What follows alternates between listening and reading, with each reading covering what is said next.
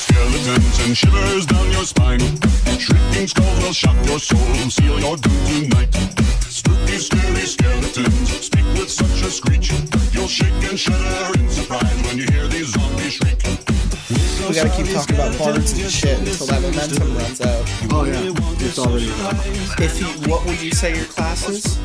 easily a cleric or a healer. I'm a support guy. I'm a Cleric. Healer. Yep. Nice. I was that guy at the house party when everyone's like fucked up and passed out. Someone like crashes on the floor with their shoes on. I won't write on your face. I'll get you a blanket and a pillow. What anyone else does is their fucking business. You might get your face written on, and I'm not gonna stop it. I'll fucking laugh. Big old chance. Yeah, but I'll make sure you're comfy. I'll heal some wounds. I don't know in what context you answered that. Was that just like basic D&D context, or was that like WoW? Oh shit, man. I mean, basic D&D. Like, yeah. I mean, because there's only so much you can do in a day and spell wise and whatnot. Like, if you just stop healing someone and WoW, that's not cool. Like, sure, keep healing the DPS. You're not just gonna stop midway. Just pull out. I've only played D&D, less than 5 times, like enough for one hand, and I've played as a different thing each time, so I don't know. I don't really know where I stay, where I land.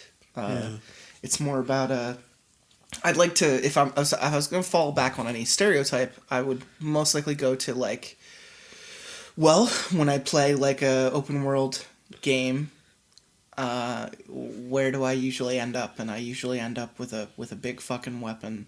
Okay. And I run headfirst into shit and Fighter. ask questions later. Brawler, yeah, absolutely. So many people on Skyrim with like arrows and thieves and stealth, and I'm just like, I'm the asshole who runs in with the hammer, and I'm just like, nope.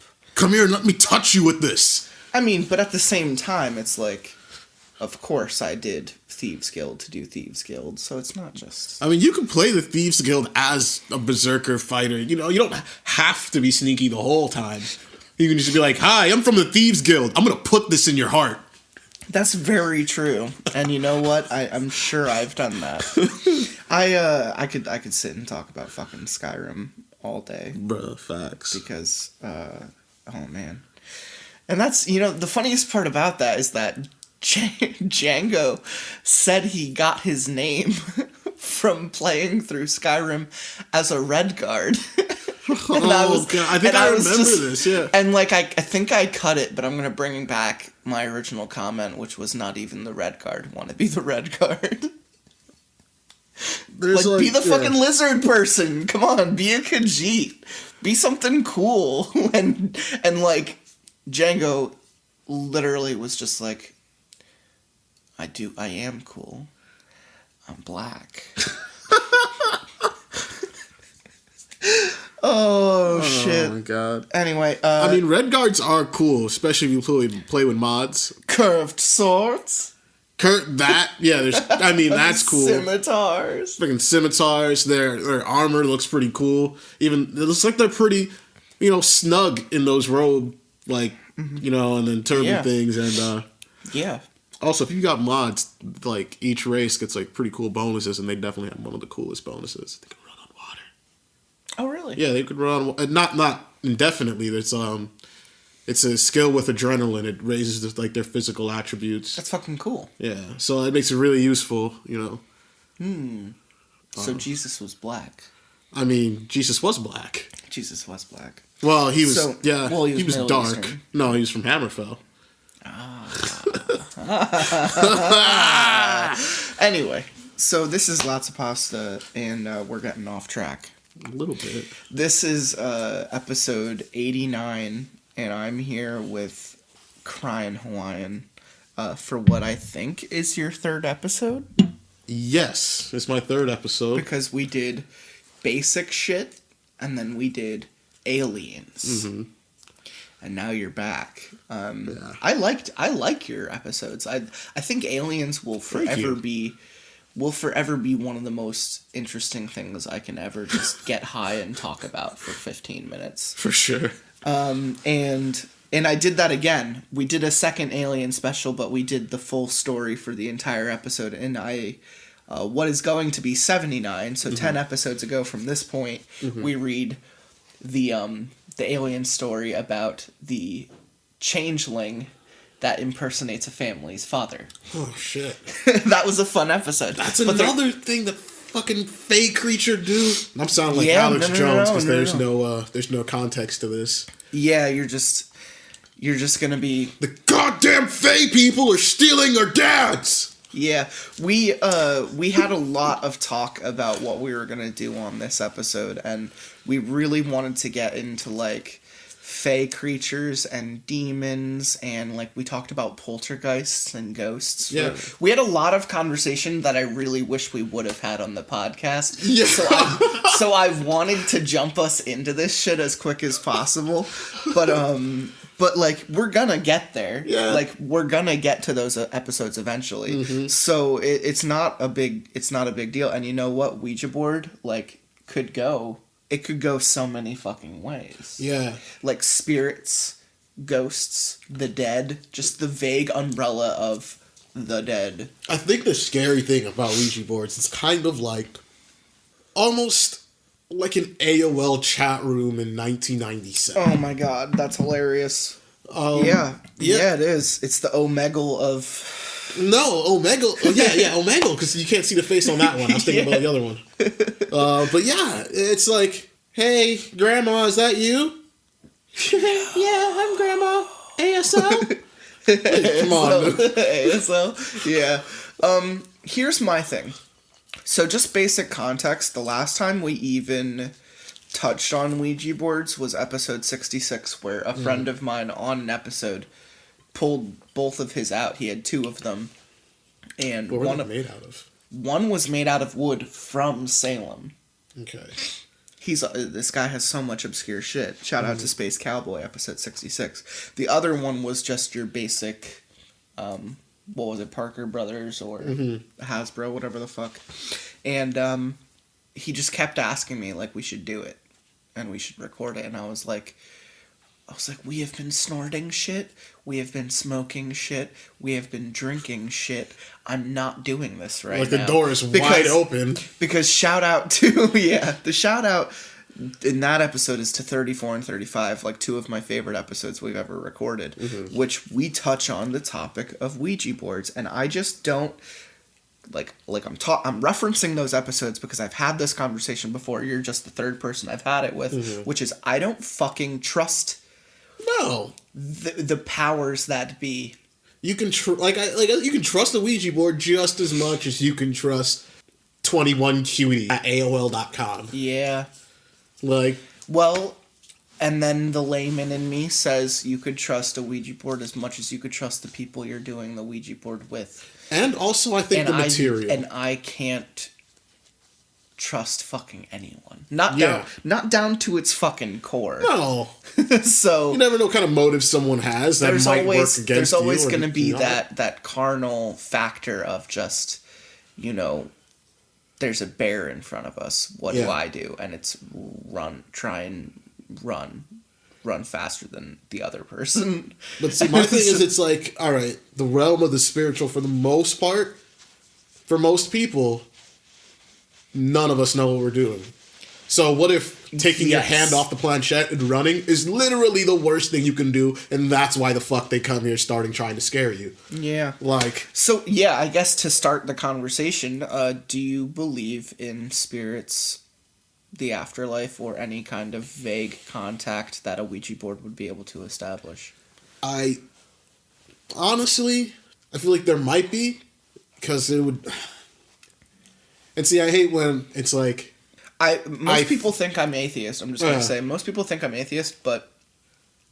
I'm just worried about sounding like a crazy person. No. Don't worry about that. That's the anonymous point of this show. We have fake names. The only people who would know this is you are people you tell, or the other people that know you through this podcast. Well, it's more so like, I hope I'm putting this the right way. Okay. Like, yeah. Oh, you don't want to sound like an idiot. Right. I don't want to and so it's like now I'm thinking about how do I put this? Hey, bud.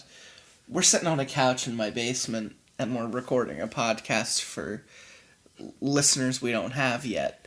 And there is absolutely nothing. I actually think the more honest and kind of batshit we are, and frankly stupid, I think the more endearing this show becomes, because we do open up about stuff and we do vaguely theorize bullshit. Okay. So, like, if there's gonna be an outlet for you to have a conversation with someone, have it with me right now. All right, well, you know what? Here it goes.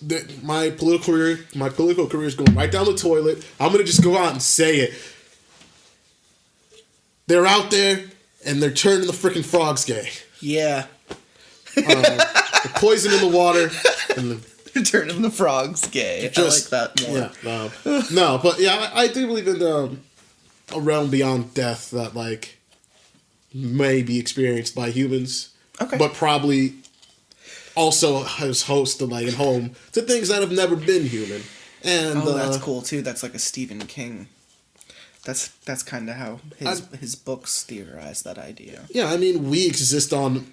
I mean, even off this planet, there's shit living out there. Yes, there. That shit dies. Does that not get afterlife too? So there's things out there that are probably not human at all, and if they find some way to communicate between, you know, physical planes, some of them might not always have our best interest in mind.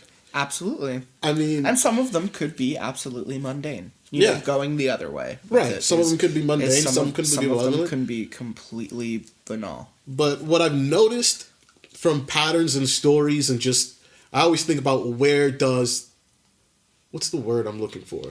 For something that's lore, it's... mythology. Okay, yeah. Yeah, like, where is a creature's, you know, mythos born? You know, what origin? Yeah, like, who decided, okay, yeah, I'm thinking of this, I'm like, fabricating this fantastical creature and deciding history, it has this characteristic. It's faith, yeah. Yeah, like where does that start? Right, like, I think a great example is The Exorcist, the book The Exorcist. Yes. Before it, there weren't really, like, stories of possession and demons and people. Like, it's kind of the first of its kind, story-wise, you know? I mean, there were obscure Christian texts, like really obscure ones that referenced possessions that people ran with. Yeah. But where did that author decide?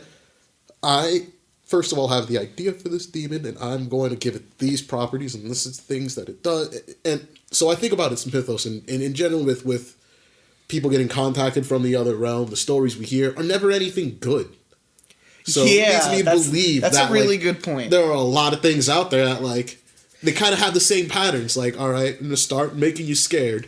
Making you scared leaves you open to oppression, makes you make worse decisions, make you isolate yourself and see more things that I can do to you that are fucked up, until to the point where it's like, all right, you're completely broken as a person. There's nothing left in there. I'm going to hop on in, and I'm going to enjoy life and eat pizza and drive cars. Yeah. Because, you know, possession. See, my kind of vague thought about the whole thing could be almost interpreted as the context of the Netflix movie The Discovery, which is that we are just biological synapse that is firing at a certain rate, and it has been recorded that when you die, a certain energy that was unforeseen in a human's life kind of emanates in their body for a while before it dissipates and slowly goes dark. So I'm kind of the understanding that there's a subtle transcendence of sorts, but I also just think that there isn't really a channel for. So, do I kind of believe in the idea of spirits? Yes, I kind of do. Mm-hmm.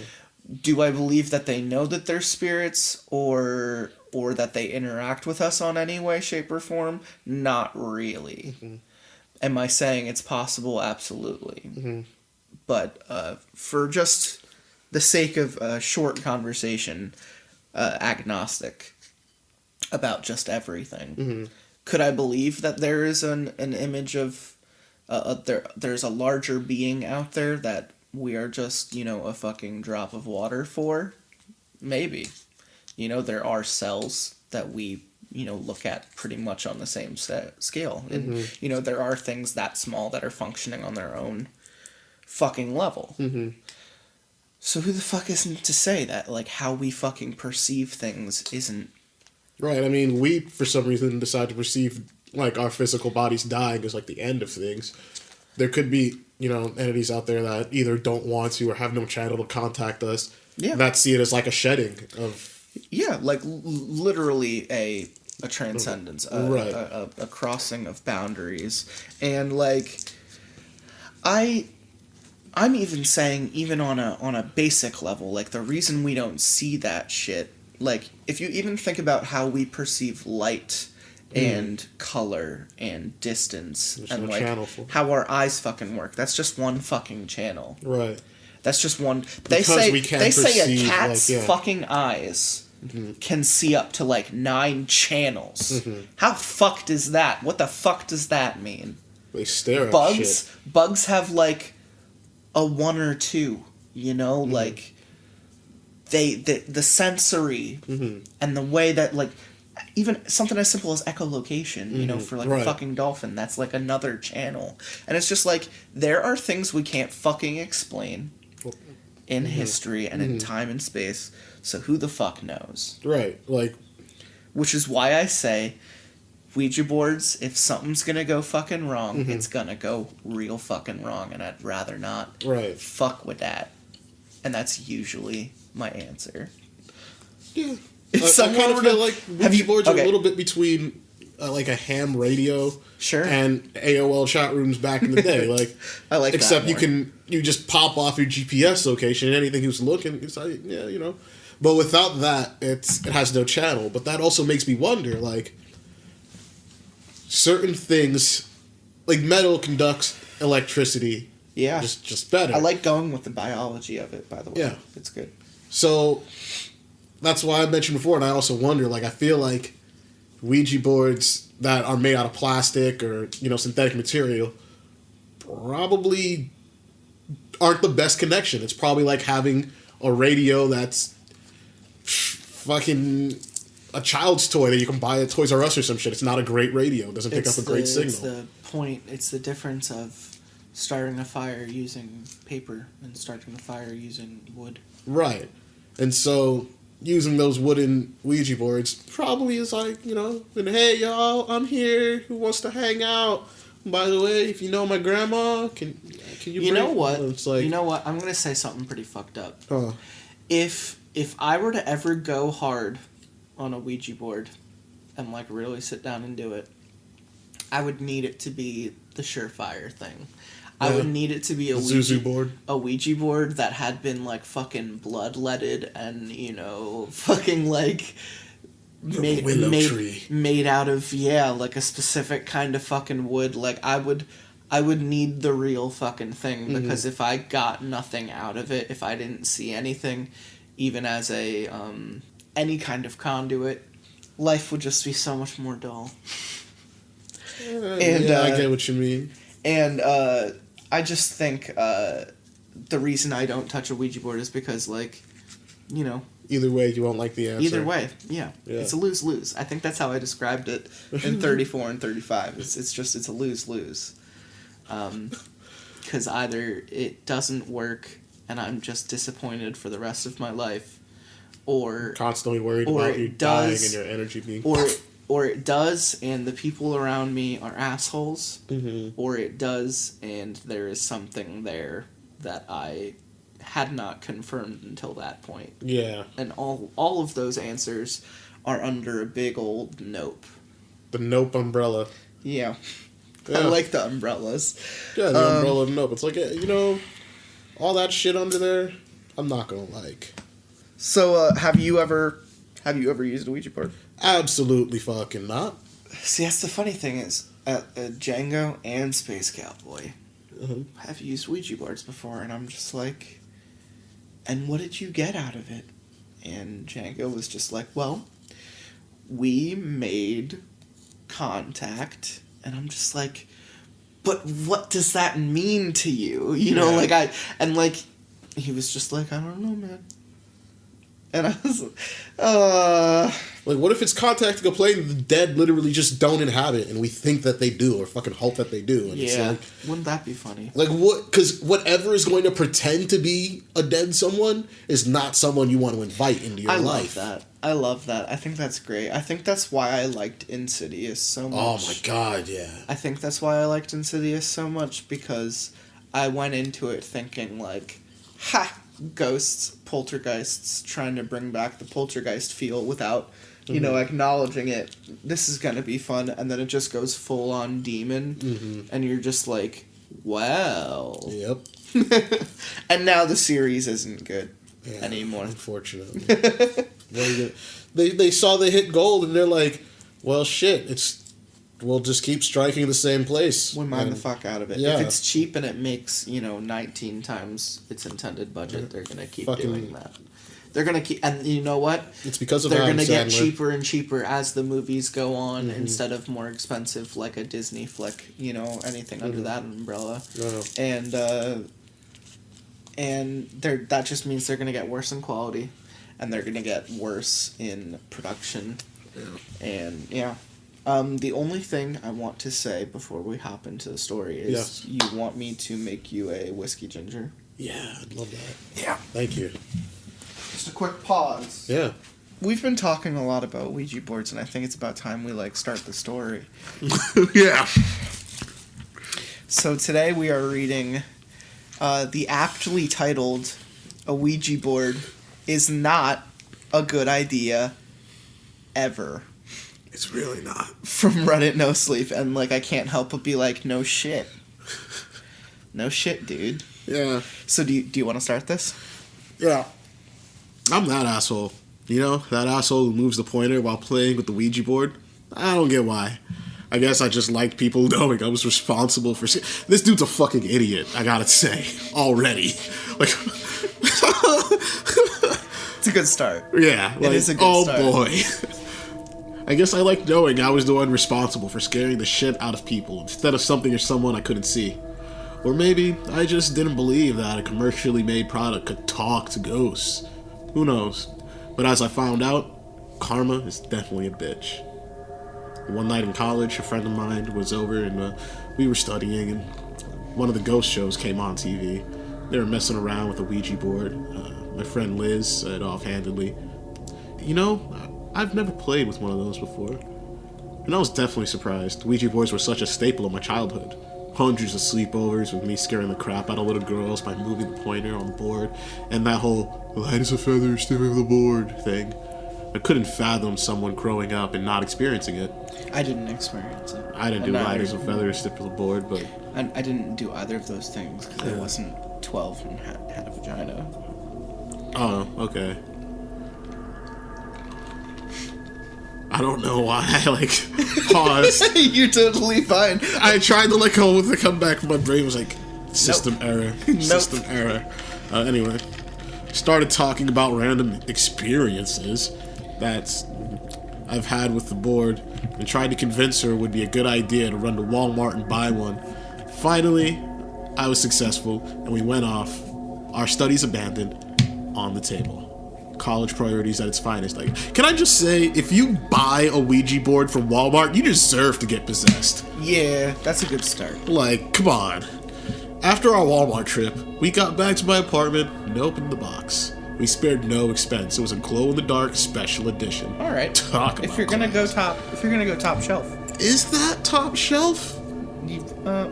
I guess for that's Walmart. Yeah. Anything that glows in Walmart is probably top shelf. Glow in the dark potpourri. I like the next one. I'm sorry. No. Talk about class. Oh. I lost my place for a moment. Liz looked like she was about to piss her pants as I explained to her how to put your fingers on the pointer. We lit some candles and turned off all the lights. Okay, so just ask whatever, I said, secretly smirking. How do you secretly smirk? There is no such thing. If someone can see you smirk... You're either smirking or... Yeah, it's not It's like those evil Disney cartoon characters when they do something bad and they look at the camera. You know, you can't see my face, but everyone can tell you're not being sneaky. Okay, so just ask whatever. Like what? She asked. I don't know, something fun, like, when am I going to die? How is that fun? Oh! Where is knowing you're going to die fun? I agree with you. What the fuck? Who is this guy? I got my own theory already formulating right now. I like it. Yeah, I don't know, something fun. Like, when am I going to die? Or something. This is always one of my favorite questions for people to ask. Because while pushing the pointer, I could really freak them out. I don't want to know that. Damn. I was a bit disappointed, but went with it. I suggested just trying to open our minds and see who would come through. Phrasing. I was already planning to have JFK come through. Not many of my friends know that I'm a huge JFK buff. What? A huge JFK buff. So I can usually creep them out with the amount of knowledge the ghost of JFK knows about this assassination and whatnot. I like that. I mean, it's fucking stupid. I like to... Yeah, he sounds like a horrible friend. One. I just love the idea of him, like, sitting there with the girl and having to go... Okay. Who could I... Yeah, of course, that's an easy... J... O... H... M... F... Do you think you spelled it all? I would just do J. Okay, but I mean, this guy obviously isn't so bright. So. No, it's just like, yeah, obviously that's the joke. Yeah, I mean, he probably just yeah. But also, that's such a weird thing for like a high school, college kid to be into. Yeah, everyone knows. Yeah, that's really fucking awkward. His head just did that. No one, you know, it's just sometimes you think real hard about shit. Anyway, we put our fingers on the pointer and nothing happened. I was letting the tension grow before I started pushing. It's always better to start a show. Well, it's always better to start slow. All of a sudden, the pointer started to move, and I wasn't pushing it for once. You can't push it! I yelled at her. Talk about the pot calling the kettle black. I didn't want her to ruin my plan. I've not, Liz shouted back. Well, obviously you are, because I'm not. Aren't the ghosts supposed to move it? She asked. I guess she got me there. I just sat back, shut up, and watched the pointer move. I was convinced she was moving it. She had to be. That bitch. She fucking got up. She pretended like she didn't know. There was no way a ghost was communing with the... That was also an acceptable word, though. Communing is also... There was no way the ghost was communicating with us through a glow-in-the-dark spirit board that I bought from Walmart for $17.99. After a few minutes, we got a message. I am S U L I Z. Miss you, Liz. I miss you, Liz. I miss you, girl. Baby, not any kind of food. See? Anyway, my bad. I just had to break out. It's alright. No, we do that. It's a musical episode. It's our. We've joked about songs in the backgrounds of your other scenes all the time. Oh my god, yeah. Hall Notes, DMX. Jesus. Yeah. Fun episodes. Yeah. Understandably, Liz was a bit freaked out at the spirit knew her name. I was too, but I just kept telling myself she was moving it, whether it be subconsciously or not. We kept going. INED, the number 2. SEEUGINSOON.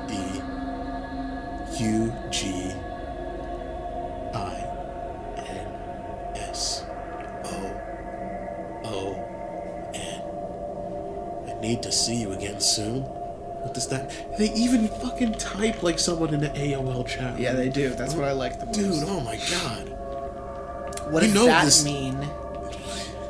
What does that mean? That means that demon lizard spirit or whatever has got no pants on right now, sweetie. No pants. I need to see you again soon.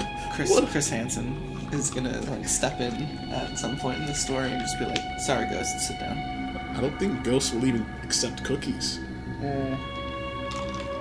You can try. That's a good point. Yeah, it's Chris valiant Hansen, effort. Ghost Hunter. Yeah, you should. I would watch that, Chris. Instead of like, what was the show? What was the show he was on? Dateline. Yeah. Ghostline. Yeah. Done. And you know those ghost hunting shows where like, show yourself. You know. Yeah. Yeah. Trying to call it. He would just be like, have a seat. Ghost Hunters or Ghost Adventures. I recently watched a documentary. Was it Demon House? Oh boy. It was really bad. It was about the ghost hunter guy inheriting a ghost-filled house, and it was really bad. That guy has serious issues. Yeah, he should just.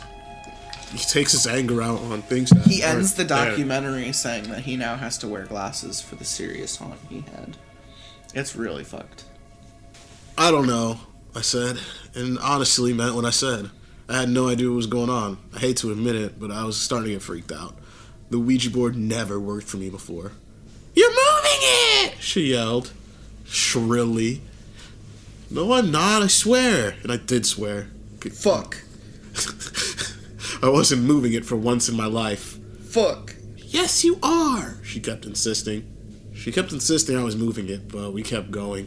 What? You're fucking stupid. The pointer stopped moving for a few minutes. I was intrigued, yet scared. I wanted to see what else it would do, but I was afraid of what I'd find out. Finally, getting a bit impatient, I asked the first question of the night. Who is this? What do you want? I-A-M-W-I-L-L.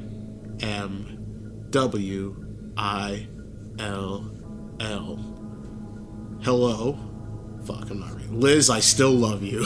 Yeah, I don't know why it said hello out of. Well, because on the board there's like hello, goodbye, yes, no. Oh, I didn't and know then that. The numbers. Okay, yeah, I don't really know anything about the Ouija boards because I don't give a shit. You know so okay, it goes over hello at one point and then Right. it says LIZISTILLOVEU. So I am Will, hello, Liz, I still love you. That's fun. Yeah. Liz looked like she was gonna lose her dinner all over the board. Who's Will? I asked. Seriously? Are you moving it? She responded in a thin whisper. No, I told you I wasn't. Who the fuck is Will? He's my ex, who killed himself after we broke up. Really, are you moving it? Because this isn't funny. I tried to convince her that I wasn't, but she didn't believe me. She just sat there looking like, excuse the pun, she had just seen. Like she had just seen a ghost. Oh, God. And I suggested we quit. Listen, Liz, obviously this is upsetting to you. Let's just stop and... No, I need to know if he's okay, she said with a determined look on her face. I have to make sure that it's not just you pushing it and fucking with me. After a bit of discussion, we decided that I would keep my fingers on the pointer, but keep my head down and not look. Man, this guy's about to get cucked by a ghost. Yeah, right. She's like texting her ex. No, she is. He's third wheeling to a fucking. Oh my God. To a fucking ghost. I'm telling you, next message is gonna be, y'all cucking. Anyway. Hey, you up? W-I-D. Yo, you up? Yo, you down? Yeah. You know, Ouija boards in the future are gonna include emojis. I would love that. There's no way they can't. It's part of the human fucking... Anyway, I agreed and sat there, feeling more and more uneasy. I put my head down and closed my eyes, trying to focus all of my energy on what the hell Ghost Will needed to maybe bring some closure to Liz. After about a minute of sitting there with my head down and my eyes closed, I started to go cold all over. It was unlike any other feeling of cold I've ever had. The only way to describe it is that my bones were cold, and it was chilling me from the inside out. I I tried to brush it off. Maybe there's a draft coming in from the cool spring air outside. Then, without warning, my head, for lack of a better term, exploded with all of the gruesome images I couldn't control. It was like if any single irrational or rational fear I had throughout the course of my life multiplied its intensity by 1,000 and slammed into my brain at the same time. It seemed only to last for a second and a year at the same time. But regardless of however long it was, every single image was burned in my head. I jerked away from the table, trying not to scream. "What's wrong?" Liz sassed, smiling at me. What the fuck was she smiling about? I don't know what... Why are you smiling at me? What the fuck is so funny? I could barely contain myself. Deep down, I knew I was acting crazy, but I couldn't help it. Nothing's funny. I'm just smiling as I had the nicest conversation with Will. He doesn't blame me. What the hell do you mean? I snapped. It's only been like a fucking minute since we started.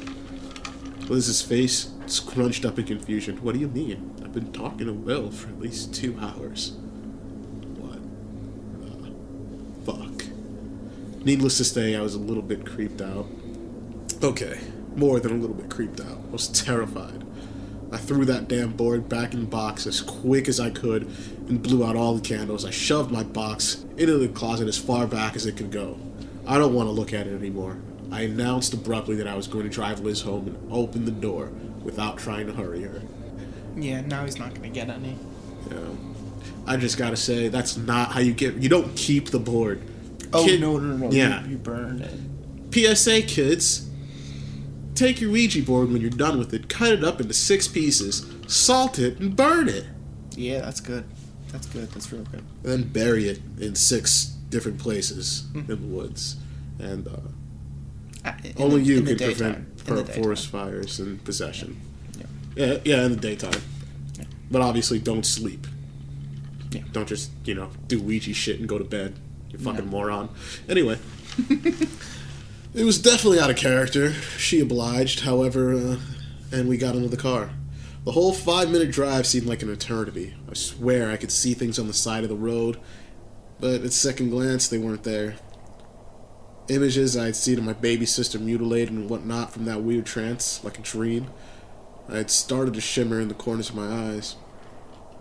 I swerved about 1,000,000 times, thinking I was going to hit one of these things. Nothing was there. And by the time we got to her apartment, Liz looked at me like I was crazy. "You sure you're okay?" "Yeah, just get out of the damn car already." I snapped back at her, surprising myself with how mean I was being. Though I fully admit to fucking with these people while using Ouija boards, I'm really a nice person.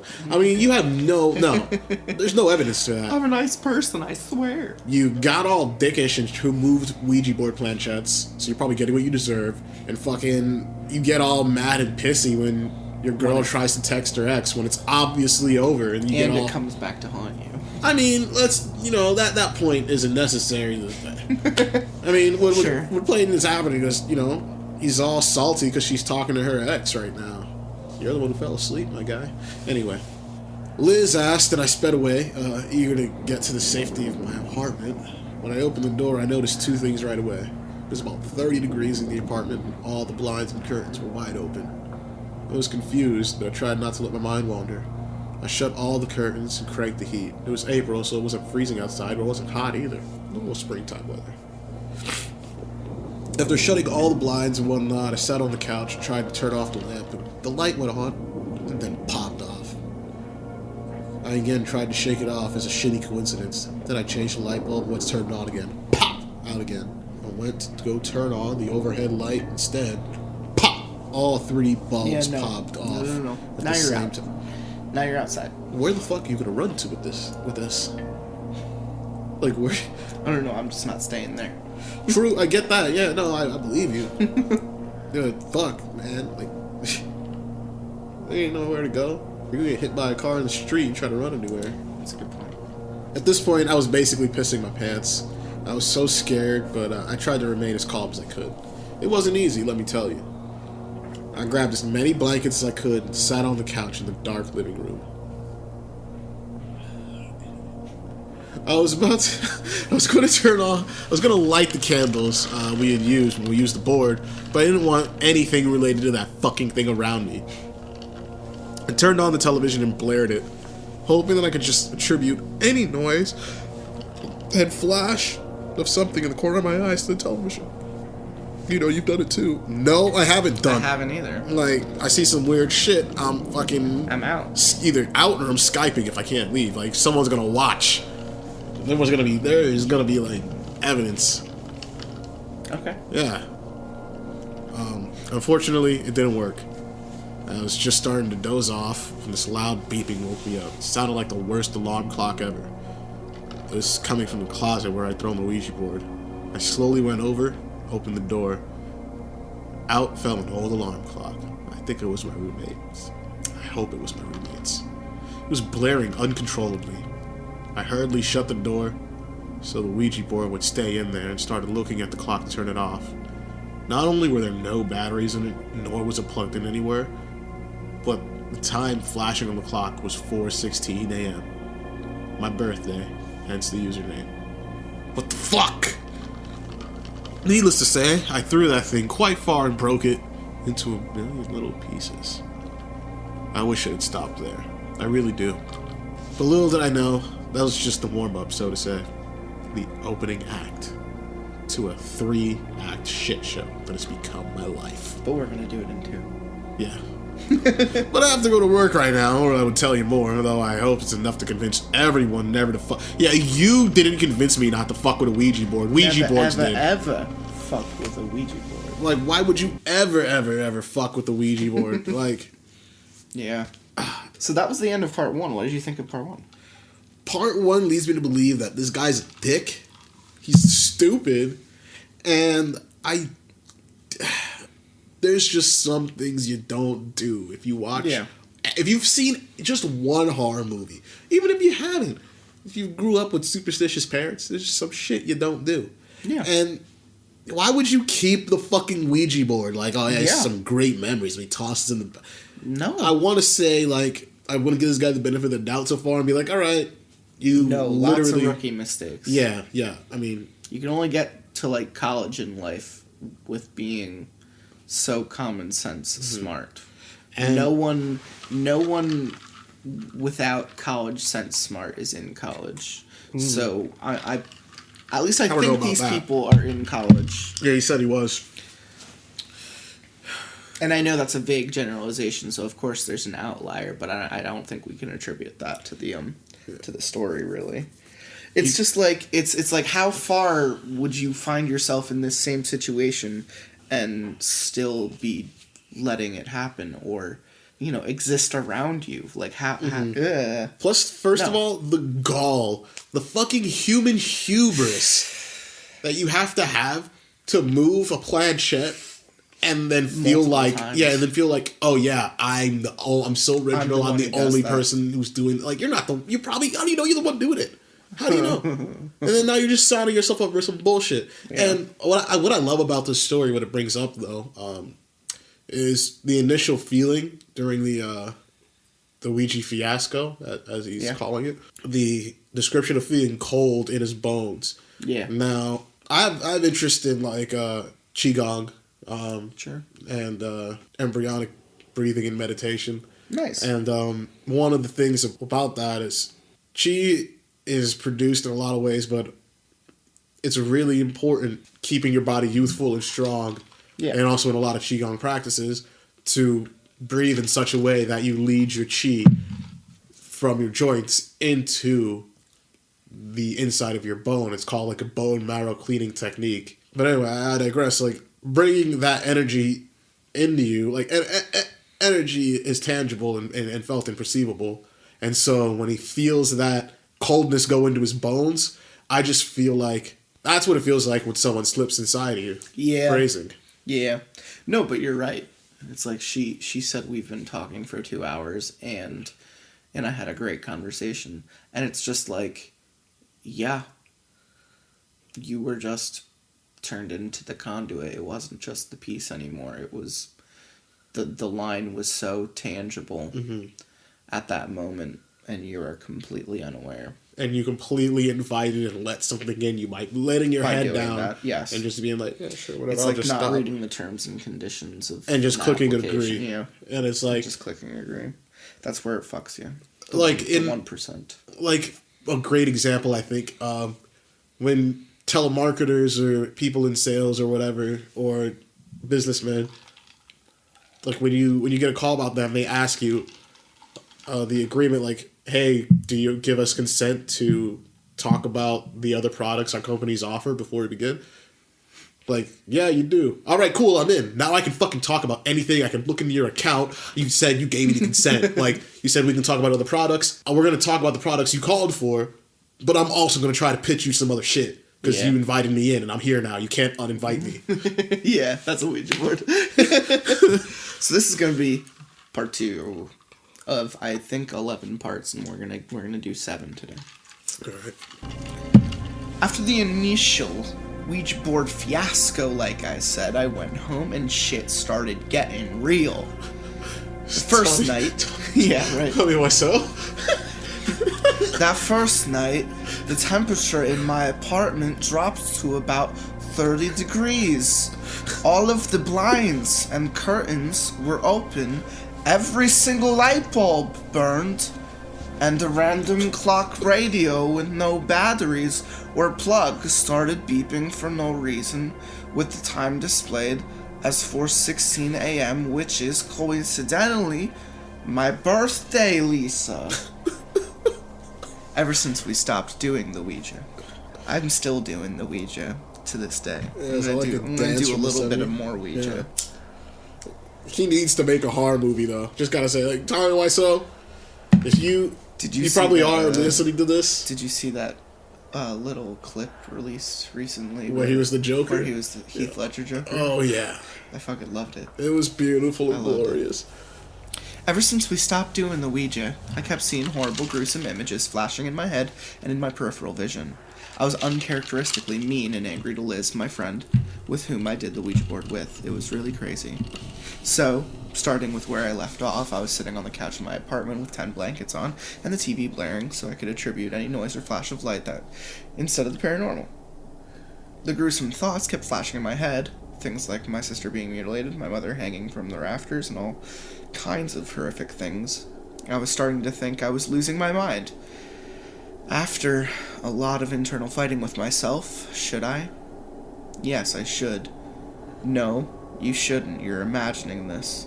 I decided to text Liz to see if I could come over to her apartment to hopefully feel a bit safer and get some sleep.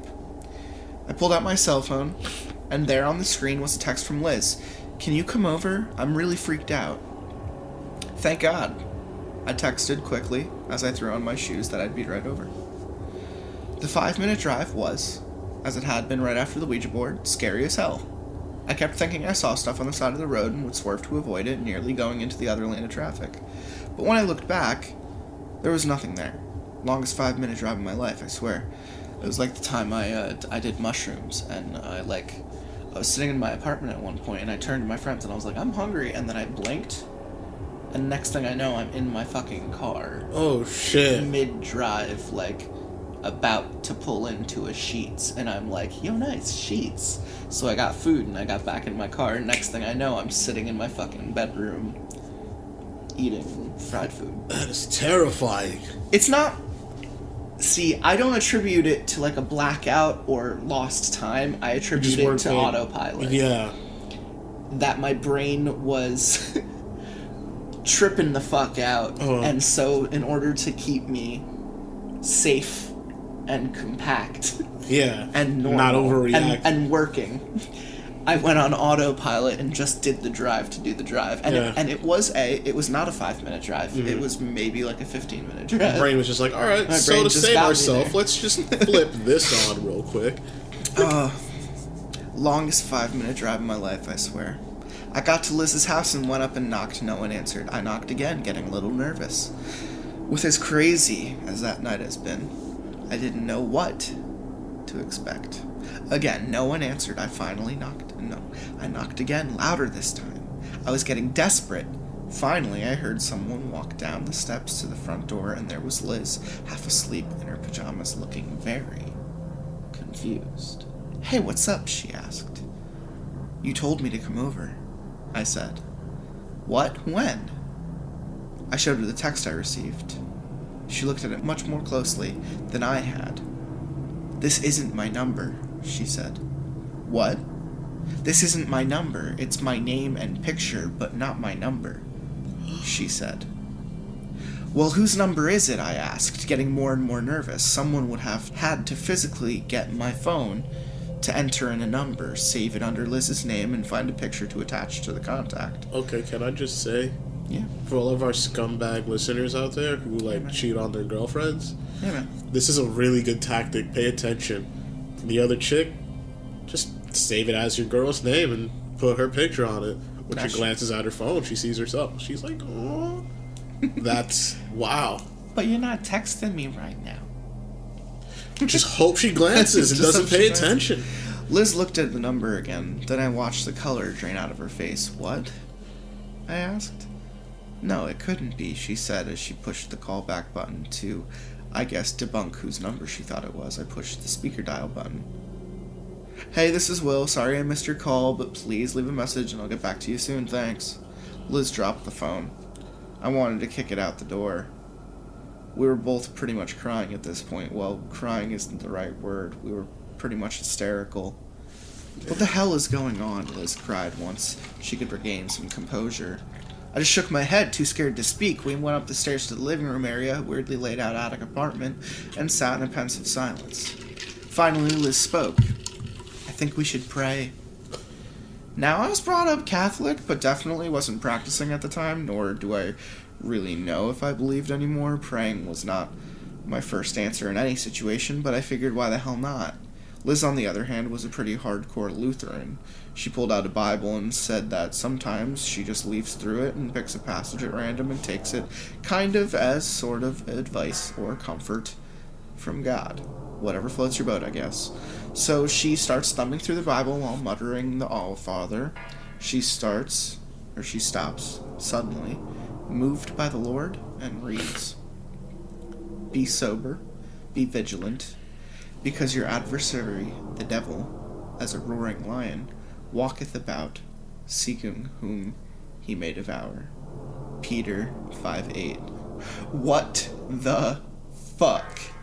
So yeah, needless to say, her Bible idea didn't really help matters. The rest of the night, we stayed awake together, huddling on the couch and jumping at every sound. At one point, we heard this weird scratching noise coming from the slanted roof. Liz said it was probably a squirrel or something. Yeah, no. As daylight finally came, I was tired as hell, but too afraid to go back to my apartment. Throughout the night, those visions would come and go, along with weird noises and bumps. Finally, I bit the bullet and went back to my place. Liz offered to go, but I could tell she was just saying that to be nice. I wouldn't want to go either, if I didn't have to. So I get back to my apartment and stopped at the front door to grow some proverbial balls, so to say. I took a deep breath and opened the door. Again, it was about 30 degrees and all the blinds curtains were wide open. I closed them and went back to my room, being careful to walk on the other side of the hall as the closet I threw the Ouija board in. I wasn't going near that thing ever again. Then how are you going to get rid of it? Yeah, like... Pony up. Come on. As I walked down the hall, the flashes of those images started up again, and I could hear whispers of conversations. At least I told myself they were conversations, though to be honest, they sounded like people screaming in agony. Yeah, just your average conversation. As I opened the door to my room, my jaw literally dropped. I'm a big theater buff, and I had decorated my room with vintage theatrical posters. Because of the rental agreement, none were nailed into the wall. I had to use sticky tack. All of the posters were attached to the wall, but they were all upside down. All of them.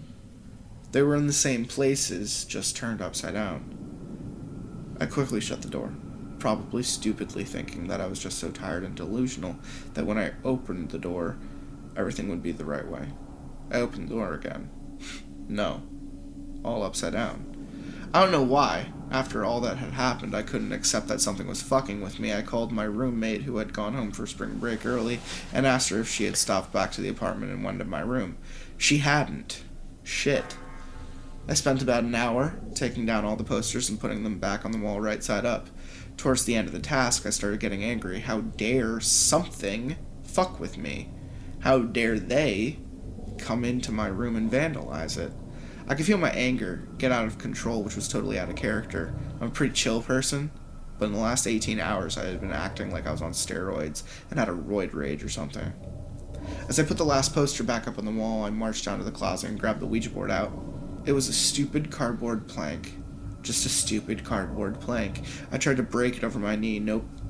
It didn't even bend.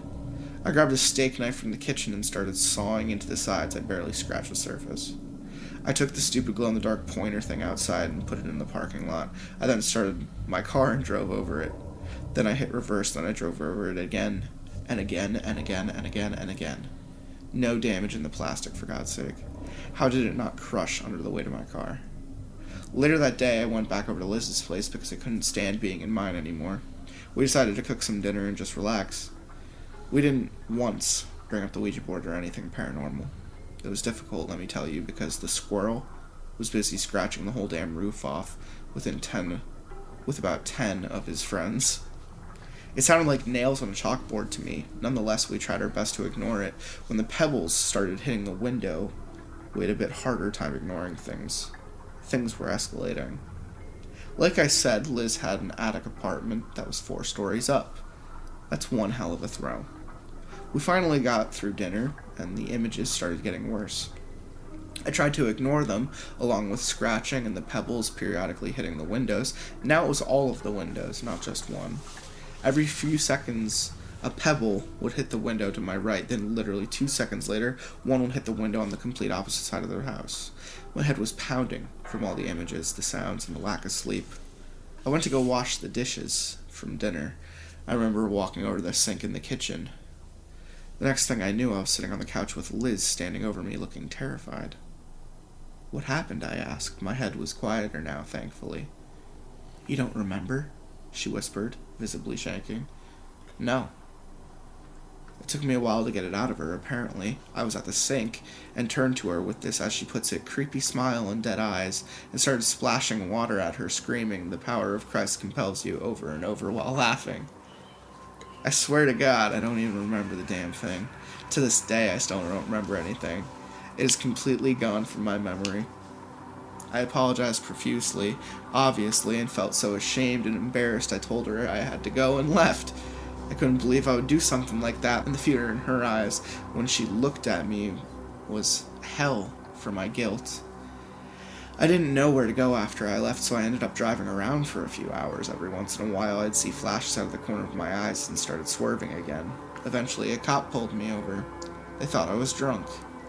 I tried to explain I wasn't, but I couldn't very well tell them I was seeing random hallucinations of death and destruction out of the corner of my eyes. I told them I was just tired and apologized. They ended up breathalyzing me, but I, not being drunk, oh, how I wish I were drunk, passed. The cop then said he would drive behind me to make sure I got home safely. Looking back, it was a very nice gesture, and I appreciate his concern, but at the time I was just pissed that I had to go back to my apartment from hell. Literally. I pulled into the parking lot and waved at the cop. He just sat there, waiting for me to get out of the car and into my apartment. Great! So I begrudgingly went up to the walk and opened the door. Cold air greeted me, as did open blinds and curtains. Welcome home. Fuck my life. I went through the new ritual of shutting all the blinds and curtains and headed back to my room. I was so tired, I just wanted to sleep. I walked in and all the posters were upside down again. I was too tired to fix them, I just wanted to sleep. I threw a sweatshirt and sweatpants on and threw a million blankets on me. I just wanted to sleep. I put the TV on again so that all the noises could come from that, and finally shut my eyes. The images were burned on my eyelids, but I did my best to ignore them. Finally, exhaustion won, and I must have fallen asleep. When I woke up in the very early morning, around 5 a.m., my whole body ached. I felt like I had been in a fight all night. Hell, even my hair hurt. I rolled out of bed and noticed the temperature was something normal. It gave me a little bounce in my step as I walked down to the bathroom. I did my business and then went to go brush my teeth in the mirror, and I couldn't hold back the scream. There were hand-shaped bruises on my neck. My eye was black and blue. I had a split lip. I lifted up my sweatshirt, and there were bruises all over my chest and stomach. There were 2 grab marks on each arm. as if someone had been holding me down. There was blood under my nails. What the hell happened? So I just That's the end of part 2. I just got a few things to say that I like made note of as we were going through this. Yeah, man. Oh man, this guy's fucked and he's dumb. That sucks for him. Those were exact thoughts I was having. Yeah, because You're like, man, this dude's fucked, and he's making all the rookie fucking mistakes. yeah, and I want to start out by saying you were familiar with Tulpa, right? Tulpas. Yeah, Tulpas. Absolutely. Supernatural. Right. Oh, they had an episode on Supernatural. Oh, several. Oh, sweet. So, you know that there are basically powered up imaginary friends. Mm-hmm. Now, they get their power from one person believing in them so fucking strongly, almost religiously, that they exist and have influence over this world. Now imagine if 2 people tried to make a tulpa and really were about it. Now imagine if 4 people tried to make one. 8, 16, 12, 12, 16. I mean, For the longest time, right. And this is why I'm bringing it up. Uh-huh. People thought Slender Man was a tulpa. Yeah. And that's actually the episode of Supernatural. It's the Slender Man episode. Okay. But I mean, that's a completely different mythology for a completely different episode. But the idea of a tulpa is still like powered up imaginary friend, basically. A tulpa can be a god. Exactly the point I'm trying to get at. Yeah. So imagine if weekly, not 16, not 32, millions of people, once a day, every week, at least once a day, for just calling energy to Goku to use from the spirit box. Fucking exactly. And even go so far as a third of that population communionizes every week and like goes through a fucking what they call a covenant and consumes goes through his whole blood ritual about this thing this tulpa they've made. So this Abrahamic god tulpa is going to be pretty fucking strong, and the rules to using that power are going to be pretty fucking set in stone and not just by you. It's a pretty big deal. So the part where the chick is like reading from the Bible, and the author is saying he's not that much into Catholicism anymore. It used to be. Not only are you already fucked because you signed into this agreement unwillingly, but you clicked agree anyway to this thing entering your body, you're already fucked, 1, because of that. Mm-hmm. But 2, the thing that is most canonically used to push that back. Yeah, to help you out. The thing that is most needed to help you out, you no longer believe in. Yeah, and what's one of the biggest things, especially in tulpas, is belief. Yeah. And so it's dealing with you. You're the one being fucked with, and you have no backup right now. Whereas her, I've noticed in the story, issues didn't start at her crib until he got there. Absolutely. She did not text him. Absolutely. Now that shit's happening to him. No, this is happening to him. He went, and we're watching this fucking... He opened a gate. Right. We're watching this being that walked through steadily gain more and more power. Like, first of all, with the fucking... Yeah, that's a good question. This isn't Will, is it? Not if they had a good conversation. I think the vague understanding that I've gotten is, like, he opened a floodgate. Well, it could be Will. He's fucked with this system for so long. That too. Who's to say, Insidious-wise, something just honed in on it. What if being there turned Will into something a little worse, though? If it is Will, I can completely understand him wanting to come back and wanting his girlfriend. I just don't understand how Liz could say they had a wonderful 2-hour conversation because it's hurting him. It's not hurting her. Well, she probably had a wonderful conversation, and Will probably had a wonderful conversation. He's you think this boyfriend sucks. I'm going to come get my girl Will's back. Going to fuck this guy up. I mean... You think Will is going to ruin his life? Okay. I wasn't thinking of it as like a jealousy thing. I was thinking of it as like a vengeful spirit thing. Right. Well, I kind of see it like before we started recording. Yeah. Before we started recording, we were talking about... even though we take things of life for granted, like eating, fucking, and feeling things, like the physical pleasures of being in this 3-dimensional reality, someone who was there and is not there anymore probably misses it a whole lot more than we do. Misses it on a fundamental feeling, on a fundamental level, because they have no nerve endings. Yeah, they have nothing to experience. sensory pleasures with. And so not having that and being stuck there and stagnating in a place probably makes you quite bitter. And he might have picked up on, in order to even affect people, have to get them open, have to impress them, so there's actually something to inhabit long term. This is a classic, in my opinion, case of oppressions, like breaking down the door that so you and your homies could walk up in this house and do whatever. Yep, absolutely. This is gonna be part 3, and I think we're just gonna do 6. I think each of us should do 3 because we're getting up there in time. Gotcha, yeah. Shit was definitely getting real. He's waking up with bruises. Like, this has gone from a whole another level from switching over posters. Because that takes probably a shit ton of energy right there, not to physically rip them out, but I would imagine it's changing. Now it's not only now it's it's gone from moving posters to making scratching noises. Yeah, yeah. It's now Tyler Durden. He's getting him involved in shit. Yeah, steadily getting worse, fucking him up, and more powerful and more control over his life and body. He might just be schizophrenic. He might just be. No, that doesn't explain the pebbles. Yeah. Well, it doesn't say that his girlfriend noticed him. It said that she was trying to ignore it. They were both trying to ignore it. Interesting. So it could all be in his head. Yeah. Wouldn't that be a fun twist? Because all she's seen from him is him put his head with down. A Ouija board. Oof. Yeah. Oof. So. It's like a bad joke. Oof. Oof. Anyway, shit was definitely getting real. I woke up with bruises all over. Thank you. I woke up with bruises all over my body. My head would fill with the most gruesome images imaginable. I would see similar images out of the corner of my eyes. My apartment temperature wouldn't go higher than 40, even with 2 space heaters and the furnace on full blast in April.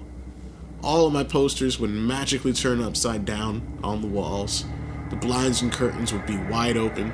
I would black out and say creepy things to my best friend totally out of character, and it all started with the damn Ouija board. Again, with the cold. Something wrong with your chi, homie. Yeah. Night after night, it was the same. I would wake up terrified, feeling unseen hands holding me down. Sometimes, the bumps in the night and the screams would be too distinct to blame on the TV. I always kept on. Again, getting horrible sleep, because this thing is forcing you to have horrible sleep patterns. Oof. When I could sleep, nightmares would be a constant presence. Many of them would just be the horrible images I'd see when I was awake, but sometimes they were a bit more real. One night I dreamed about my friend Liz. She and I did the Ouija board together. In the dream, she was laying in her bed and I just saw this creepy looking man sitting in the chair next to her bed, just watching her sleep. His features were very distinct. Dark hair, dark eyes, dark goatee, a very fucking angular, sharp face. He just sat there watching her like a creeper, and he turned his head towards me, stared right at me. His eyes turned red. Bad news! And he let out this bone-chilling scream, which woke me out of the dream. As usual, I had new bruises on my forearms and legs. The next day, I was struggling to stay awake. I went to go visit with Liz. Before I could say anything, Liz started talking about a dream she had the night before. She said that she dreamt and she heard her front door open and someone was walking up the steps. In her dream, she was paralyzed and couldn't even open up her eyes to see what was going on. She heard the person turn the corner and creep into her room. She could hear him breathing deeply. Then she heard him sit down on the chair next to her bed. Then it seemed like hours just laying there, listening to the stranger breathe. Then all of a sudden, the person just started screaming and she was able to open her eyes. The man sitting in her chair had dark red eyes, dark hair, and a dark goatee. Samesies! Yeah, right. It was the same guy from my dream. Oh my god, we both had our dream boy. Anyway, oh my god. They truly are best friends. Yeah. We tried to figure out what it all meant, and pretty much came up with nothing. Idiots! I mean, obviously something paranormal. Perhaps even demonic was screwing with us. We decided that we would go to church that following Sunday and see if it helped at all. Honestly, alright. pause and say that's probably, I'm not even like into church or into organized religion, but that's probably the best idea he's had, and it's because of this. This thing so far has been attempting and successfully isolating it from people. Now the thing that I find, what I feel like most people nowadays even go to church for, is a part of it's probably the community. I mean, church people rally around people in churches when they've been going there for a while and know each other. Humans, we don't really stand up to predators very well by ourselves. No. Like, historically, we do much better against a pack of wolves when there are more of us than like one or two of us trying to, you know. Absolutely. So that's probably, alright, good. Finally, a fucking smart move. Go around people. Lots of people. They have chi. Yours is kind of shit right now. Like, yeah, specifically when they all believe in something that you need to desperately believe in to help you with your situation. Yeah. And then even saying like, hey man, I got a fucking pest problem in my body. Can someone, hook me up? Anyway. So we decided to go to church that following Sunday and see if that helped at all. We also decided to go to the Christian bookstore in town and get a couple crosses to put around. Though I wasn't religious, I was open to anything at that point. The next few nights, it got so bad in my apartment that I started sleeping in my car. I still had horrible dreams and flashes, but at least I was warmer. And, didn't wake up with as many bruises. On that Saturday, we drove into town to the Christian bookstore. We decided I'd get a crucifix necklace. We'd both get crosses for our apartments. But I also want to get a Bible. Liz already had a crucifix. And she only had a crucifix necklace at her parents', and she was going to go get that later that day. We gathered our purchases and went down to the cash register. The lady at the register looked, she looked kind of weird. But being a small college town in the boonies, most of the locals, they looked weird. She took our items and seemed to study them and stared at us with this unblinking, crazed look. Oh, such pretty crosses. Here, I'll hide them in this wrapping paper for you. Nice and tight. Oh, a Bible. I'll hide that too. I know it didn't seem all that creepy, but we were definitely spooked. 1, this bitch looked crazy. 2, well, why did she say hide instead of wrap or something like that? Yeah, our nerves were shot, but she just creeped us out. They're getting smarter. I would be creeped by that too. I would be creeped out. Like, who are you hiding it from, honey? Anyway, we decided to take the cross back to my apartment first. As soon as we stepped onto the front walk, Liz doubled over. She said she felt like she was gonna throw up. I had some Tums and Rolaids up in my apartment, so we kept going. Of course, as we went in, it was freezing. All the blinds were open. Liz looked green. She ran to the bathroom and kept dry heaving. I grabbed the antacids and waited for her to come out. Finally, she came out. We put the cross in my room. I secretly wondered how long it would last, but, As soon as he walked out of the apartment, Liz felt 100 times better. She wasn't sick at all. Bruh. And when I saw her she was dry heaving, I was like, she's not throwing up anything, but she still got pain in her solar plexus in your fucking cold-ass, oppressive apartment. The following day, we went to church. The previous night, I had once again slept in my car. I was tired, drunk, drained, and pretty damn depressed. I have to admit that in light of everything that was going on, I was a bit apprehensive to go to church. Stupid things went through my head, like, what if I get hit by lightning or something? Needless to say, nothing happened while we were there. I dropped Liz off and went back to my apartment. As soon as I shut the door, I felt my necklace go tight around my neck. I pulled it down and tried to convince myself it got caught on my hoodie. I knew it very well had, but it kept me calm when I was delusional. I turned on all the space heaters, in vain, to try to warm it up and shut all the blinds. I went to my room to get some of the books to take to my car to study, and I realized the cross wasn't where we had left it on the wall. I looked all over the room. All the posters were there, albeit upside down, but the cross was nowhere to be found. I kept looking and looking, and right when I was about to give up, I heard a huge bang coming from the closet in the hall where we had thrown the Ouija board. I walked slowly to the closet, telling myself I was stupid for even going near it, but I was compelled to look. I slowly opened the door, And there, stick-tacked to the inside of the closet door, was the cross, upside down. I went to grab it, and it was hot as fire. I couldn't hold it in my hand, it was so hot. Just then, my necklace got pulled again, and all the blinds shot up at once. I never actually seen them open on their own, they just be open when I woke up and got home. I couldn't breathe, I kept clawing at the necklace, trying to get it to loosen, and all of a sudden the chain broke and fell to the ground. I can hear someone or something screaming. Oof.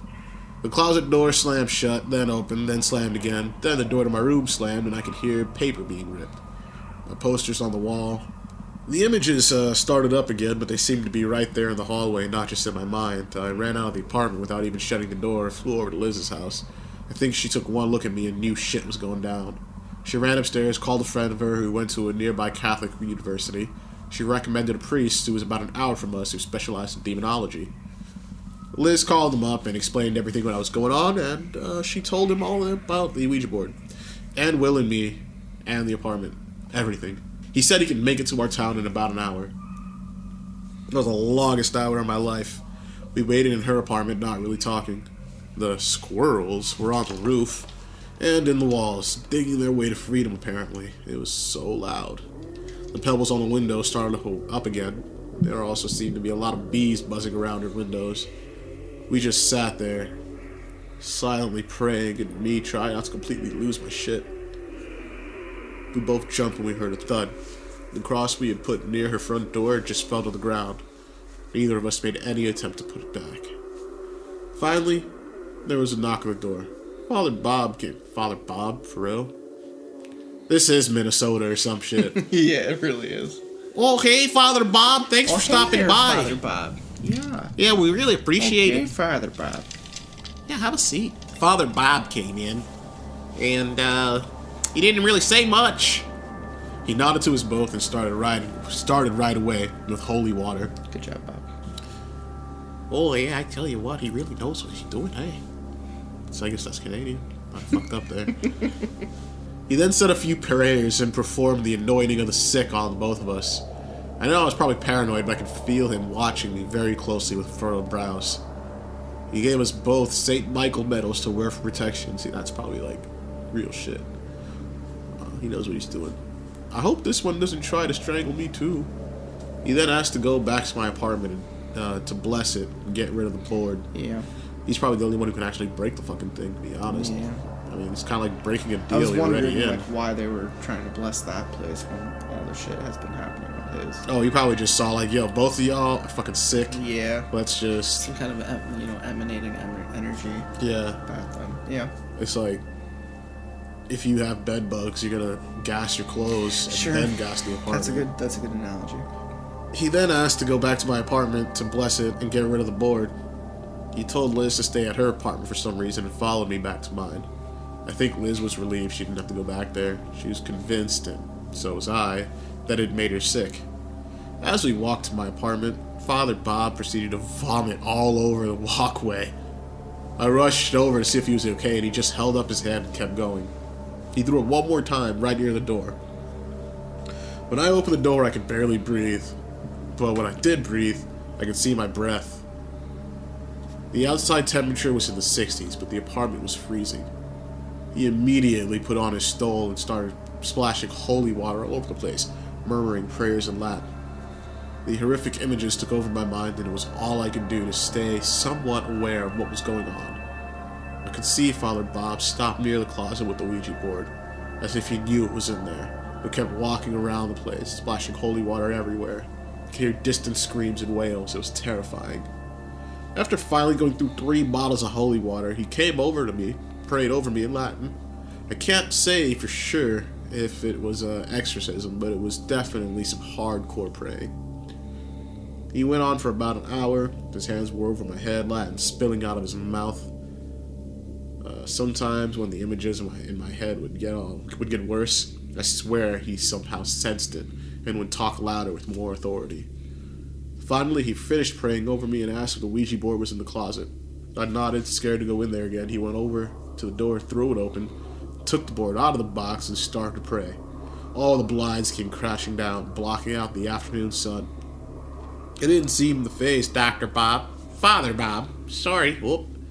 But I pretty much pissed my pants. And he pulled out a 4th bottle of holy water and started splashing it on the board. Everywhere the holy water hit the board turned red. And I'm not going to say for sure it was blood red or anything like that. I was on the other side of the room. But it was definitely red. This was the only time Father Bob seemed to falter. The only time he was surprised, so to say. But he kept going, praying and splashing. Just praying and splashing. After about 10 minutes, he stopped. He turned and looked at me. Oh, okay, so, it looks like this isn't working. I'm going to have to go to take this home with me and dispose of it. Please take it. I don't want it here anymore. I basically sobbed. He wrapped a stole around it, put it in his bag along with the pointer thing and the box. As he went to leave, he turned to me and blessed me one more time. Then he looked me straight in the eyes, grabbed my shoulder tightly. Oh, I thought this was a dude this whole time. It's okay. I got the context that they were girls just pounding around slumber parties and whatnot. See, I wanted to believe I lived in a world where a college-aged guy and gal, like, just were friends platonically and hung out like that. I could tell you for a fact that that I did that, and I had a friend like that. Hell yeah. And then she touched my dick. Oh. Yeah, now we're not. I'm sorry. It's okay. I was happy and then It's okay. disappointed. I did have that relationship with the girl where it was just like we were real fucking cool with each other, and we had dinner and it was just chill, and we just went our own way and did our own shit and talked about sex and, you know, Yeah. and drugs, anything. Talked about it. So anyway, Sarah. So, Sarah, sometimes when I come out to do blessings like this, they get worse before they get better. This is going to be one of those times. But I have faith, it'll get better. I'm gonna, get the fuck out of here. And with that, he was out the door. How the hell could things get worse? Yeah, it's a good ending for part 3. Yeah. How the hell could things get worse? Well, you know, whenever anyone says that, things get worse. The more we, go through this, the more it seems a lot, it parallels an infestation in a lot of ways. Mm-hmm. And I like that we came into this with you saying you wanted to do an Exorcist story, and this turned into an Exorcist story. Yeah. Which I guess, it's not surprising. When you think about the worst way a Ouija board session can go, it's gonna be a haunting. Yeah. So, I mean, I totally expected, I guess, at some point, but probably just didn't talk about it. Yeah. So, anyway, this is gonna be part 4. My grades were complete crap.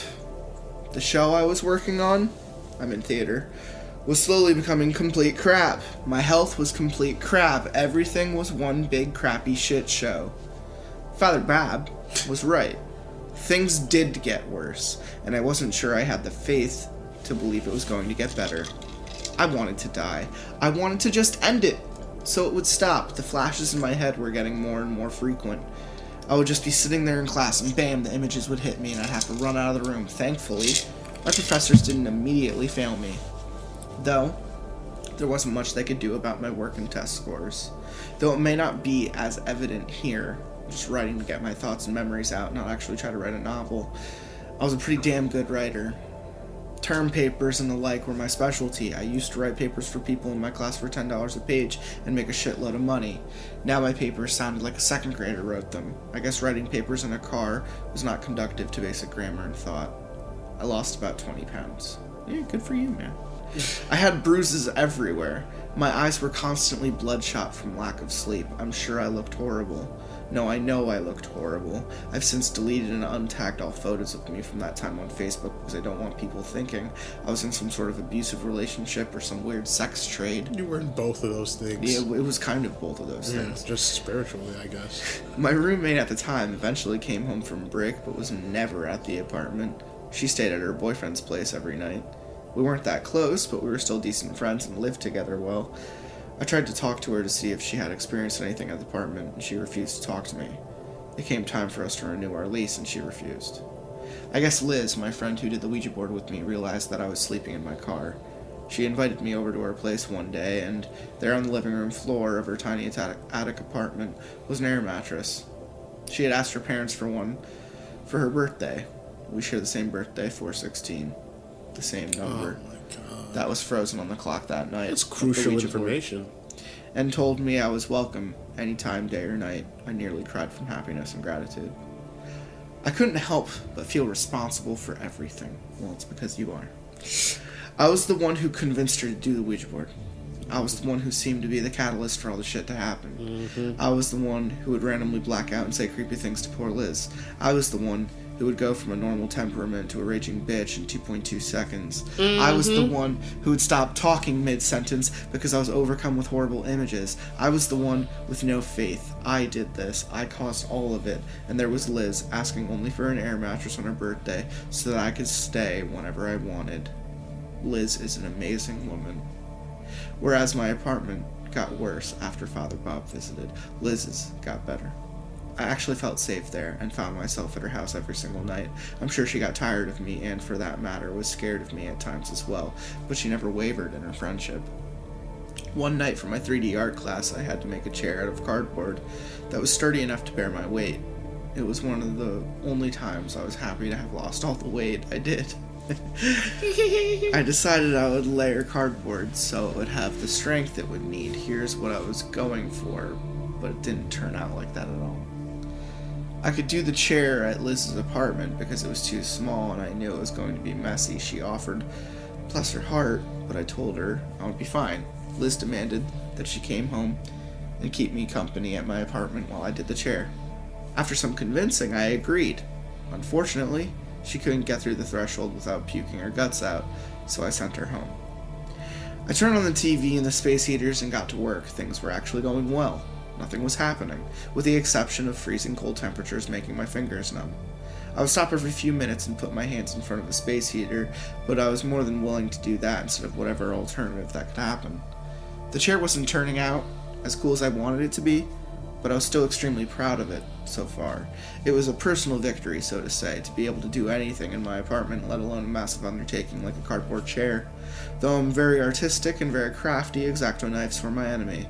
I can't cut a straight line to save my life. Nonetheless, it was close enough for my purposes. I was going to have a chair. I was going to have a chair that I could sit in. I was going to get an A and bring up my grade for at least one class. Then, suddenly, I woke up. I was on the floor in the living room. It took me a minute to get my bearings. The chair wasn't even started. There was a stack of cardboard up against the wall, and I looked down and there was blood everywhere. There were cuts all over my right hand and both legs. In my left hand, I'm right-handed, was a bloody X-Acto knife. None of the cuts were deep or life-threatening, but there were enough. There was a decent-sized puddle of blood on the floor. The closet door was open, the same closet we had stored the Ouija board in. I was afraid to look in there in case the board magically reappeared. Father Bob took it. I ran into the bathroom to wash the cuts so I could get the fuck out of there as soon as possible, and I turned on the light. Nothing. I looked like an idiot, started flipping the light, switching on off, like it would help. Nothing. I kept doing it. Finally, the lights blinked on, but then abruptly off. Hopeful, I kept doing it. The lights flashed on, and I stopped flicking the light switch. But the lights kept going on and off, on and off, on and off, faster and faster, until it resembled a strobe light, which is just like horror movie shit that you don't stick around for. Seriously, like, either A, when she was dreaming. Yeah. Because you have to be really good at lucid dreaming to turn on a light bulb in a dream. Or B, she's just in a situation where something was fucking with that, and you gotta leave. I'm going with the latter on that. Yeah. Yeah. I stood there, surprised though. Looking back on it, I have no idea why I would be surprised by anything that happened in that damn apartment. Finally, I just said, fuck it, and started washing my hands and legs so I could get out of there. Stupid, I know, but thoughts don't come too clearly when shit's getting real like that. I also didn't want to acknowledge it to give it that power over me. I remember glancing up at the mirror and I swore I saw something behind me in the strobe light. I turned around, nothing. I kept scrubbing. The blood didn't seem to wash off. I kept scrubbing. I looked up. There was definitely something behind me. I turned around. Nothing. I kept scrubbing. The blood didn't seem to wash off. I kept scrubbing. I looked up. There was something behind me again. Instead of turning around, I threw my body back into whatever was there. I half expected to hit my head off the wall. I landed on something. Soft-ish. I say soft-ish because there was a bit of give to, and the first inch or so was squishy, but then it was harder than a rock. It was freezing to the touch, but burning hot at the same time. I like that you clenched. I screamed. What's the up? worst. You don't like it? I like it. The lights went out. The door shut. I heard a laugh, a sinister laugh. I screamed again and started clawing at the door. The laughing got louder. I felt like my torso was being burned alive, but my arms and legs were freezing to the point of numbness. I screamed even more. The bathroom door opened, throwing light into the room made me shut my eyes. The laughing stopped. I opened my eyes. There was a man at the door. He looked at me. He looked peaceful. He reached out his hand to help me. I reached up and let him pull me up. I looked behind me in the now lit bathroom. Nothing. I looked back at the man. Nothing. He was gone. Maybe a nice entity has welcomed the equation. Benevolent spirits. I guess that's what you gotta hope for in that situation, or... If the floodgates are open, I guess some good fish could be there, not just a bunch of sharks, right? I mean, yeah, imagine a bunch of good fish trapped behind the floodgates with a shark, with some dick shark hurting people or hurting them. Like, that dick shark, if it's just trapped there with them, it's probably hurting them. So, I can see why they'd want to, like... Too. But, I mean, some parts of this, like... Fuck, dude, that's terrifying. Yeah. That was a fun part, though. Yeah.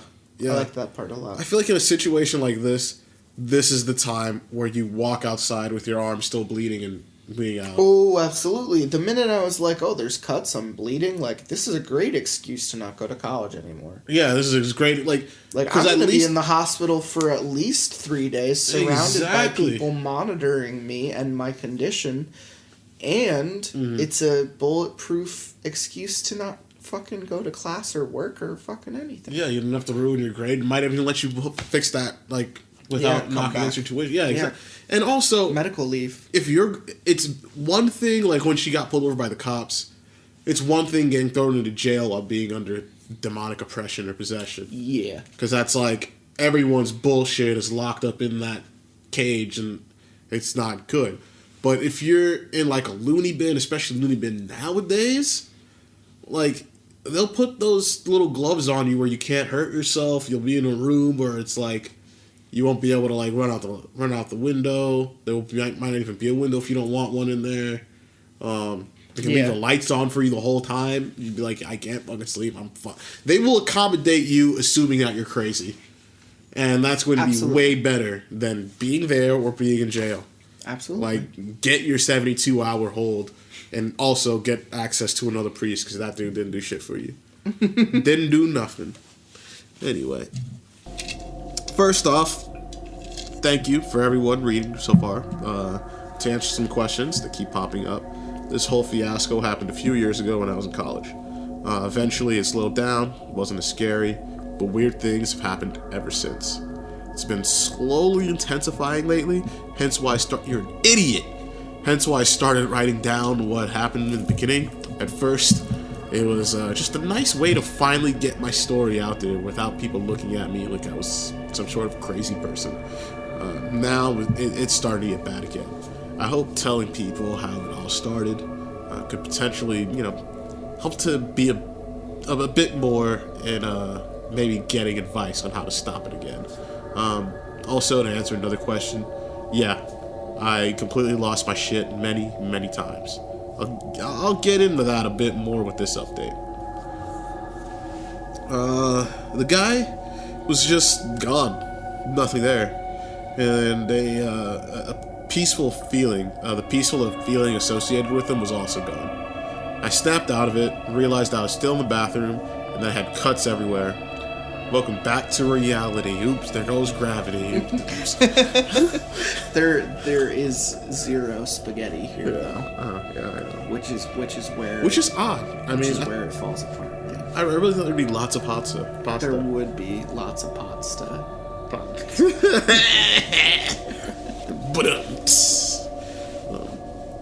Anyway, welcome back. to Earth.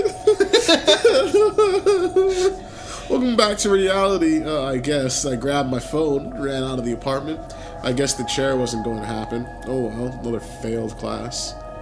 Yet again!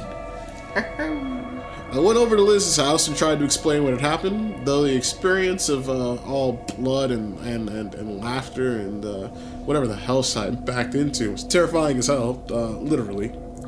The mysterious man who randomly appeared and made everything stop for a moment gave me some small inkling of hope. Maybe he would come again. Phrasing? Maybe he could stop all of this? Even though I felt remarkably safer at Liz's apartment, I could still hear the squirrels. Squirrels. Yeah, the squirrels scratching all night. And the pebbles hitting the windows in increasing intensity. I tried to brush it aside and continued to talk about what happened. Liz was pretty convinced the man I saw was an angel sent from God to protect me. Now, as I've said before, I was not very religious. Like, me and organized religion and Catholic Church and all, we have our own gripes, our own private beef, that's our thing. But if you are seeing this shit, it's time to fucking join the tribe. Pony up. Like, sorry, bro, you Yeah, Boy Scouts are bullshit. Don't get me wrong. Boy Scouts look fucking stupid. I get it. But you're out in the wilderness and you're being attacked by a fucking bear. You're gonna wish you knew. Yeah. And you're gonna wish you had the tools. Or at least someone to, a tribe, some people to the be people. with. Yeah, the people. Yeah. We're social animals. We've gotten through our troubles, not by living alone in a fucking, being an isolated island, but teamwork, dude. Fuck. Join a faction. Anyway. As I've said before, I was not very religious before all this happened, whereas Liz was religious, not in a crazy Bible-thumping sort of way, just very faithful. I didn't give a shit who it was, I just wanted it to come back. The scratching and the pebbles, all shit hitting the window were getting worse and worse. I started hearing a buzzing type sound. Liz didn't seem to hear anything. I shushed her and listened. Yep, there was definitely a buzzing sound. Now keep in mind, it's about 2 in the morning, April. Not really a popular time for bees to be buzzing about. But I've never seen a bee at night. I just realized that. But I guess that night it was. I went over to the window and kept hearing buzzing noises and lifted the blinds. The whole window was covered with bees. I was terrified. I'm highly allergic to bees. But I didn't have my EpiPen with me. Bum, bum, bum. Oof! Candyman is your weakness. It was my damn haunted apartment. I guess I kind of half screamed and backed away from the window. Liz looked at me like I was insane. I fucking love Candyman, by the way. I'm not a fan. I was terrified. I saw it too early. Sure. The bees! Not the bees! Not the bees, dear God. My eyes! I pointed at the window. She then looked at me. She didn't see anything. I fucking knew it. Oh. Yeah. Yeah. She looked, and then she looked at me. She didn't see anything. There were a fucking 100 bees swarming her window. She didn't see them? The hell are you talking about? There are hundreds of bees! I managed to get out. I was super freaked out. I kept pointing. I don't see any bees, Sarah, Liz said. She eventually convinced me I was hallucinating. I wasn't sure which was worse. Hallucinations or the real thing. On the one hand, hallucinating made me certifiably crazy. On the other hand, hundreds of ghost bees, or whatever the hell I was seeing, made this whole demonic adventure something that could literally kill me. This? It could have killed you this entire time. Yeah. Like the part where you fucking woke up bleeding everywhere. With a knife in your hand, or the part where you woke up with choke marks on you. Yeah. Or, this has been trying to kill you. Like this whole time. What? The bees would get you? Yeah. The fuck? The bees are where? Like, that's probably the tamest. Oh shit, I don't have my EpiPen. Yeah. Like, generally, bees don't sting you unless you fuck with them. Yeah. Like, they're not hornets. That's like of all the shit. True. This is the most benign. Totally cool. Yeah, this is the most benign shit that's happened to you. Like, you backed in to a fucking invisible being, you. And even Ooh. where I work, they have like hornet issues all the time. Oh, because fuck that. it's like one of those old school wooden houses, and it's just old, and just hornets find gaps and they build their little things. And I swear, when it's like summertimes, like once a week, I'm like trapping a hornet and I'm like throwing it outside, or I'm like trapping it and I'm killing it. You know, like they never do anything to me, but I hear them and I think about them and I know I'm probably allergic to them, and I'm just like, nope. So I just get it out of there. Yeah. You handle your shit, is my point. Yeah. I mean, but at this point, what can she do? Anyway, the next day, do better, ultimately. Yeah, I guess that's all she's got. The next day, I skipped my 3D art class. What's the fucking point? I hadn't finished my chair. And went to my apartment to clean up in the light of day. Since things weren't going well with my roommate, I didn't think 100 sheets of cardboard, glue sticks, and blood everywhere was going to be a good thing to come home to. Liz tried to come and keep me company, but got sick at the sidewalk. I told her to just wait in the car. I cautiously went up to the front door and went to swipe my key in the lock, and they were brand new apartments. They had like a hotel key swipey thing, but the door was not latched. Shit. My roommate saw the mess. Great. Another strike against me. I opened the door, prepared to apologize for the mess, instead of being greeted by an empty, cold apartment. And when I say empty, I mean empty. Sure, the pre-furnished living room furniture was there, but none of our personal effects. It looked like the day I moved in. No lamps, no coasters, no paintings, no pillows, no blankets, no throw rugs, nothing. I saw also all traces of the 3D chair were gone as well. The temperature was as usual, freezing, and all the blinds were up. I just kind of stood there, in awe. My brain couldn't comprehend what was going on. I knew I was losing it. Did my roommate move out? Did some unseen force move it all? If so, where? I kept moving through the apartment down the hall. My room and bathroom were on the left, and my roommate's room and bathroom were on the right of the hall. I peeked into her bathroom. All of her stuff was there. I kept walking to her room. Everything was still there. Okay, so she hadn't moved out. So where was her stuff? I think in the back of my mind I knew I would not be happy with what I'd find in my room and bathroom. I mean, let's be real. My luck wasn't that great. I couldn't decide which door to open first. My bathroom, which should be a bloody mess, or my bedroom, which will, at the very least, have posters upside down and a cross in some weird place. And based on the previous night's terror, I opted for my room. I went to open the door, but I couldn't open it. It was locked. Now, I've never locked my room before. Both rooms come with a padlock, but up until all this happened, my roommate and I were on great terms and never needed the extra privacy/security. I didn't even carry the key on me. I just kept it on the top of the break box, in the closet, where we stashed the Ouija board, before Father Bob took it. Shit! So begrudgingly, I walked down the hall to the closet. Right before I put my hand on the doorknob to turn it, the doorknob turned by itself. The closet door creaked open in a classic horror movie fashion. I jumped back, why the fuck would you shut your eyes? Shut my eyes. I didn't want to see what it was trying to show me. I felt a huge gust of freezing cold air hit me. And when I say hit me, I mean hit me. It slammed into and through my body with such force I stumbled backwards. I opened my eyes to try to catch my balance, and that's when I saw it. The Ouija board. The fucking Ouija board was back. The motherfucking goddamn board that a fucking Catholic priest personally took out of the apartment was back. And it was glowing in the dark as if it had been exposed to light recently. We had bought a cheesy glow-in-the-dark board. And the red marks from the holy water were still stained on the board. I think I screamed. I'm pretty sure I screamed. I mean, who wouldn't scream when something you thought was gone just reappears in your fucking closet? I think it was about then that I lost my shit. I remember just sitting on the couch, saw blankets and pillows, and sobbed. I couldn't stop sobbing. The gruesome images started flashing, and I swore I heard the bees again, not the bees. But I just didn't care. At that point, I would have welcomed the bees, not the bees. I wanted everything to stop, and it seemed to me, at the time, that the only way it would stop is if I died. Nothing else was fixing it. Holy water, a Catholic priest, crucifixes, sage, sage. Sage.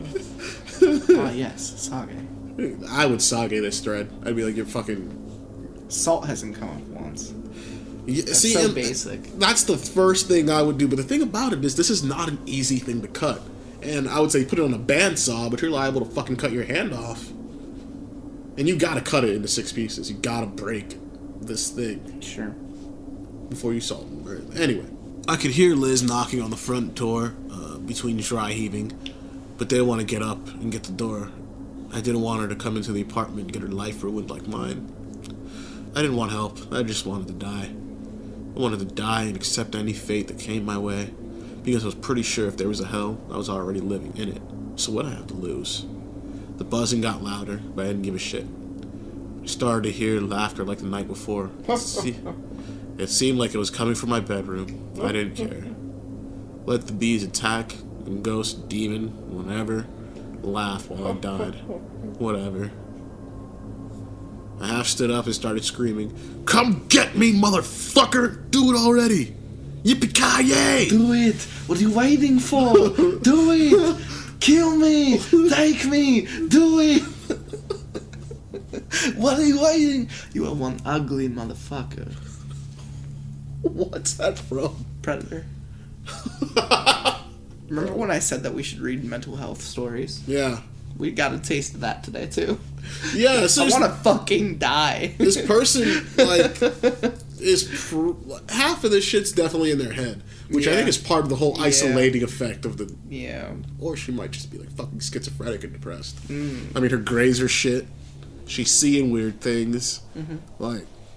Average college student. Yeah, I mean, this could be demonic possession or just regular stress and depression / schizophrenia. She's in her 20s. And she's only seeing this weird shit when she's alone.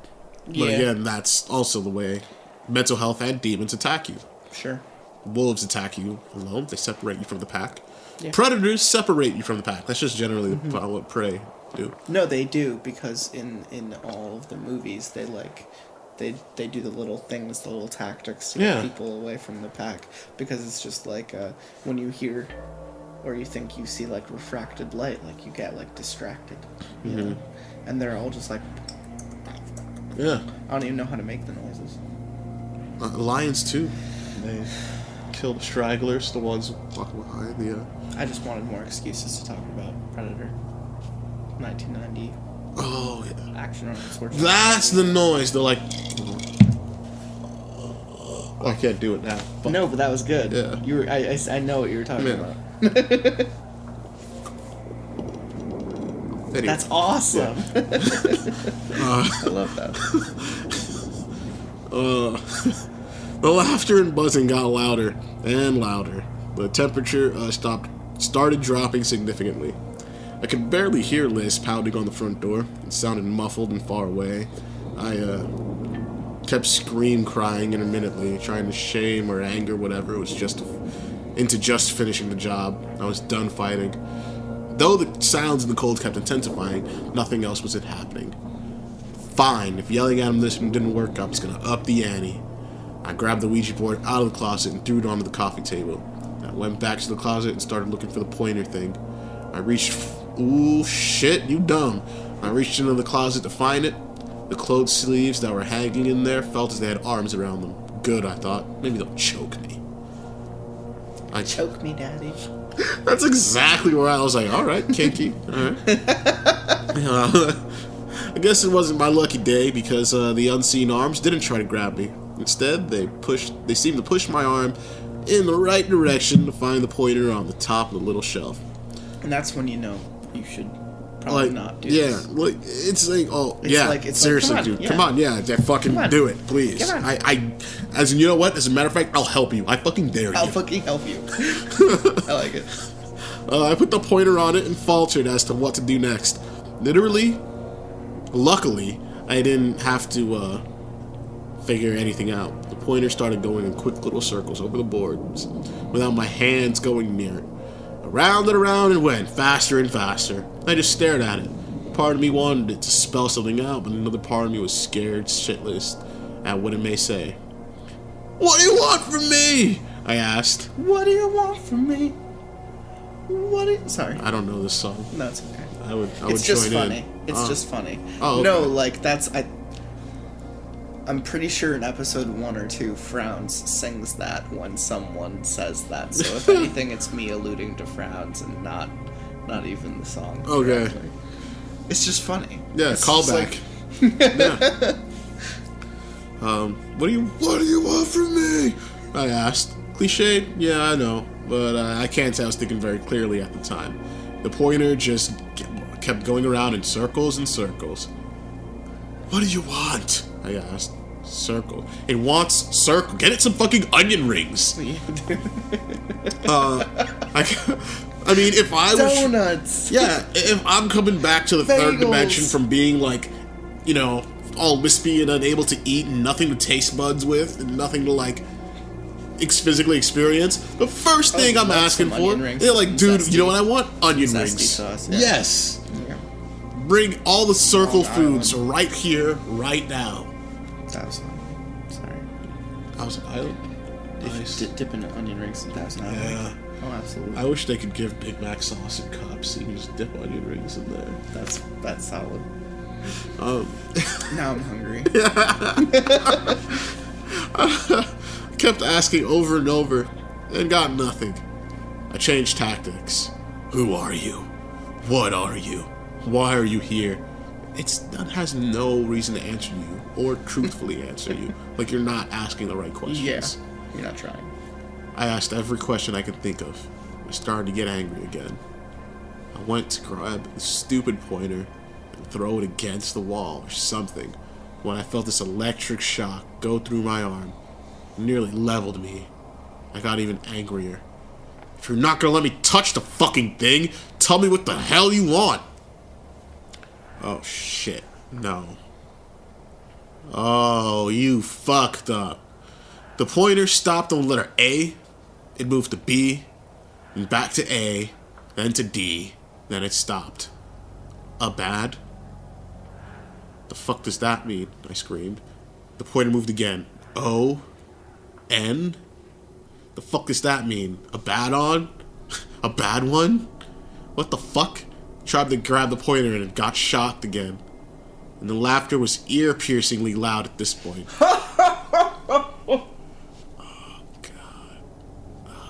God, this is bad. This is like, if this is who I think it is, this is like one of the worst ways this can possibly fucking go for you. And honestly, you fucking suicide. At least you'll escape.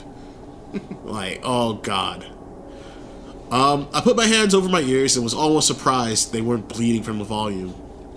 My bedroom door suddenly started banging back and forth in the door frame. Not opening, not closing, but definitely moving. The closet door started doing the same thing. The bathroom door was flung open and light came on. The sound got louder. The pointer started going in circles again. And it went faster and faster. I didn't know what to do. I just hoped this was the big one and that I would just die of a heart attack or something. No such luck. I felt another cold rush. Of air hit me, and I fell back onto the couch. I must have screamed because I could hear my voice screaming like an echo underneath the sound of the laughing. It was the strangest sound I'd ever heard. Suddenly, my whole body felt frozen, and I couldn't move. My heart was pounding, but I could barely hear it over the sounds of laughter and the echo in my screams. I could barely breathe. Each breath felt like fire. The front door flew open in a huge bang and everything stopped. I looked up to see Liz at the front door with a frantic look on her face. That man from the mirror was right behind her. That's a good spot, you know, that part 5. Yeah. I do want to read one more before we finish the episode, but do you have any prelim thoughts before I get into the final part of this episode, before we have to come back another day and finish it? I'm sure we could talk about it afterwards, but Yeah, this is but that last part seemed like I don't know. I can't comprehend it because no matter how much shit talking I do in 34, 35, or 66, when it comes down to that kind of devil shit, like, I'm not even there anymore. You know? Like, I'm living in a different state already, surrounded by salt. Yeah. like I'm already, like, I salted my entire house, and then I salted the room I'm in, and I go between these barriers, and I do checks, and I no longer talk to anyone. I feel like I honestly just know better than to ever be caught in this situation. No, that's of course the precursor, but it's like, you find yourself in this situation, like, what's the best you can do? Best you can do. And for me, it's just like, get the fuck out. Yeah, get out. Never be alone. Also, like, what's the Badon thing that you're? It looks like it's spelling out the name of a demon, Abaddon. Which, yeah, is I'm gonna be a little nerdy here. It's one of the 72 demons. That's not nerdy. That's awesome. Yeah, it's just not a good dude. Lots of torture, punishment, not fun stuff. Probably one of the most metal things of Christianity and Catholicism there is. Yeah, I went through the Catholic cult for a little bit in my younger life. Some of this is the shit that stuck with me because it was the coolest. Fucking, it's the best part. Yeah, I was just like, oh my god, this is hardcore. Yeah. It always pissed me off finding out. All right, so like in Catholicism, there's all this. Probably because of situations like this, there's a whole bunch of taboo and snafu around like magic and magicians and doing stuff. But when you read it, there's like a lot of fucking magicians in there. Yeah. And Solomon was a fucking magician, and alchemy and shit. Yeah. Motherfuckers turning snakes into sticks into snakes and shit. Splitting fucking rivers so people can walk through it. Yeah. All sorts of crazy like magicians, and you got Solomon over there writing books about demons and shit, and making temples all magically and shit. Well, I mean, not magically building it, but the foundations of a lot of sigils and shit and building the foundations. And it's like, how come this dude's allowed magic and no one else is? But probably because of situations like this. And a lot of the things we're seeing here are like literally the worst case scenario, the bad shit, the baddest shit that can happen to you. I mean, and what I also find crazy, and the kind of parallels with like my own experiences and theories, a lot of the things that are fucked up that happen to her has like what I call, think of, this is my own term, of like the Schrodinger's cat veil. Yeah. Like, it's happening behind the scenes, but it's definitely something there. If she opens the door, she may see nothing, and she may see something really fucked up. Like with her home, like her room door being locked and closed, and it's shaking. Absolutely. You see a lot of the shit fucking with the blind spots of your perception. Yeah, and I like that a lot. Right, and it's like kind of what I mentioned earlier when I was like, that's where I kind of just draw the distinction between like ghosts and malevolent non-physical beings, things that understand that you're a person, understands your perspective, and still consciously fucks with you. Not just a remnant, but a being. Right. A being. Yeah, that I like that. Can think for itself and decides, I'm going to take this action because it'll scare you and it'll make controlling your actions even more. It'll make you even more pliable and susceptible to me controlling and influencing your decisions and actions.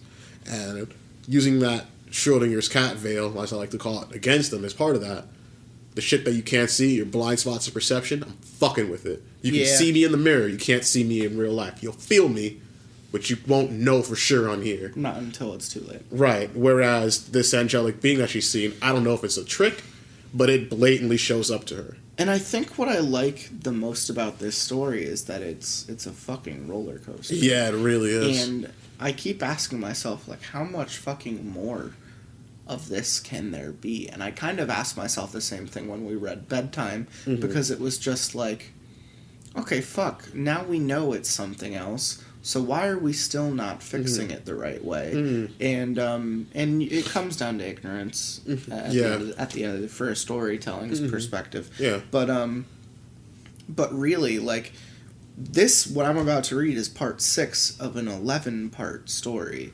So what we're going to finish out the episode with right now is in no way going to really help at all. You still got what's 5 more going on. episodes of being fucked over. Like 5 more parts to this of just sheer terror. Yeah, and torture. Dick fuck. Yeah.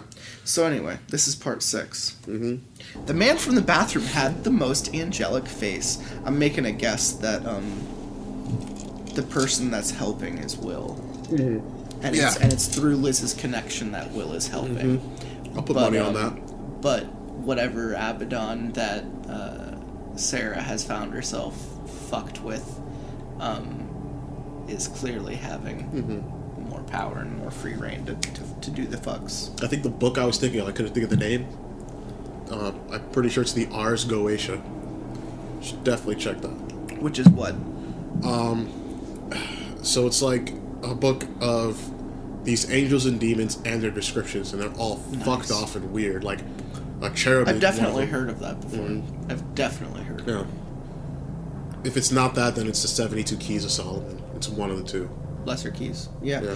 The man from the bathroom had the most angelic face. He was so attractive. I focused on that as Liz rushed in and tried to snap me out of it. In between dry heaves, I vaguely remember her saying, "Our Father," but I was too focused on the man's face to pay attention. Every time I looked away from him, I would see the flashes of near-distant laughter.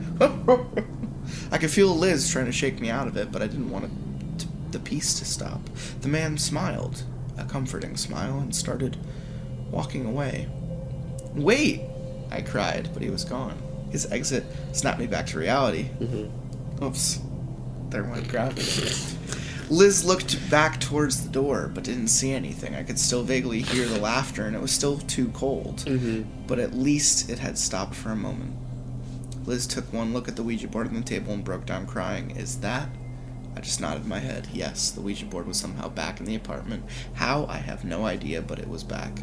Liz immediately wanted to call Father Bob to come in and get the board again, but for some reason I didn't want him to come again. The scary part about being in a situation like this is that you don't know what thoughts are your own and what thoughts are being inserted by whatever was haunting us. My gut told me to keep the Ouija board, but I had no idea if that was me or it talking. Liz pretty much looked at me like I was insane. Maybe I was, who knows. But I didn't want to talk about the Ouija board. I wanted to talk about the man that could make it all stop. Liz said she hadn't seen anyone behind her at the door. She was turning more and more green as she stood there in my apartment. I grabbed the board and threw it back in the closet, and we left.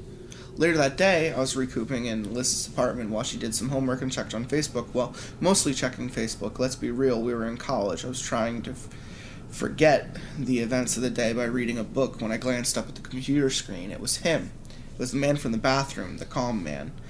I knocked over the coffee table as I scrambled to get up to the computer. "That's him," I shouted. "That's the guy who can make it stop." Liz just looked at me with a mix of fear, awe, sadness, and disbelief. She scrolled up to the name. Will Sanderson. It was her boyfriend. The dead one, who we tried to contact with the Ouija board. I sat back, trying to figure it all out. Talk about questioning your belief system. Here I was, faced with potentially the devil fucking with me, and an angel, so to speak, that was once a real person. 4 weeks ago I was completely agnostic, and now I had no idea what to think. Liz didn't want to talk about Will, and I didn't want to push her, but I wanted to, desperately. What was he like? Why is he here? Is he an angel? Is he a good ghost? He's a good ghost. A weird figment of my imagination, a ploy by whatever was haunting us. I made up some excuse to leave and got into my car. I just needed some time to sort out all my thoughts. I seriously considered going back to my apartment and pulling out at the Ouija board, but I figured I had enough excitement for one day. Instead, I went to the local coffee shop to sit, relax, and read. It was a quaint little place located in a renovated house on Main Street. They had couches and big comfy chairs that were perfect to snuggle up with a good book in. I grabbed my coffee and bagel and tried to figure out what was going on. Before I could really wrap my head around anything, I felt this weird tingling on my scalp. I turned around to face a blank wall. There was nothing there, attributing it to paranoia from the tiny bit of stress I was under. I went back to questioning my complete belief system. About 2 minutes later, the tingling feeling was back, but it was spreading down into my shoulders and chest. I touched my head, nothing. I looked around, nothing seemed out of the ordinary. I tried to convince myself it was just the start of a panic attack or something, and then secretly hoped it was a stroke, and that finally, it would be over. I tried to ignore it, but the feeling kept creeping, lower and lower. The tingling got stronger, but I could realize what was going on. I realized I couldn't move.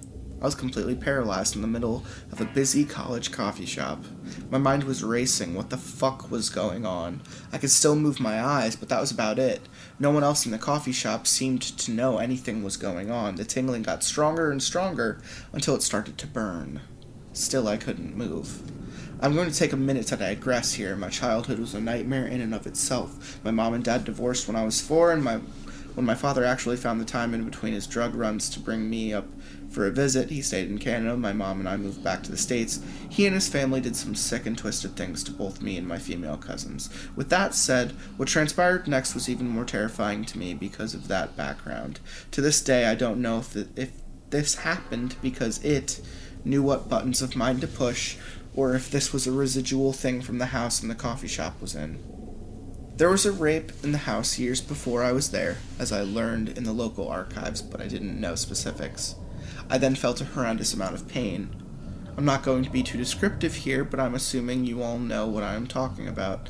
It was an unmistakable pain that I felt when I was a child, in a place where a child shouldn't experience that type of pain. I could feel tears come to my eyes and my breaths come in short bursts, but I couldn't move a muscle. I tried to plead to anyone with my eyes, but no one was paying any attention to me. But really, what the hell can anyone do to anyone else? I was just another college student sitting in a chair with a coffee and a book, albeit not moving, but nothing looked out of the ordinary. But what I felt was out of the ordinary. My God, it was excruciating. I started getting flashbacks of my childhood intermixed with the new flashes of all things bad in the world, compliments of the Ouija board. It was the longest 6 minutes and 12 seconds of my life. I knew it was 6 minutes and 12 seconds because in my line of vision I could see a clock on the wall opposite of me. As soon as it started, it stopped. My body slumped over and I spilled my coffee everywhere. It was all I could do to suppress an anguished cry. I could barely breathe. My panic attack was full force. I think as I ran out of the building, I left my coffee spilled all over the floor and my book in the middle of the mess. I don't remember. I'm assuming because the next day the book was returned to me completely saturated with coffee.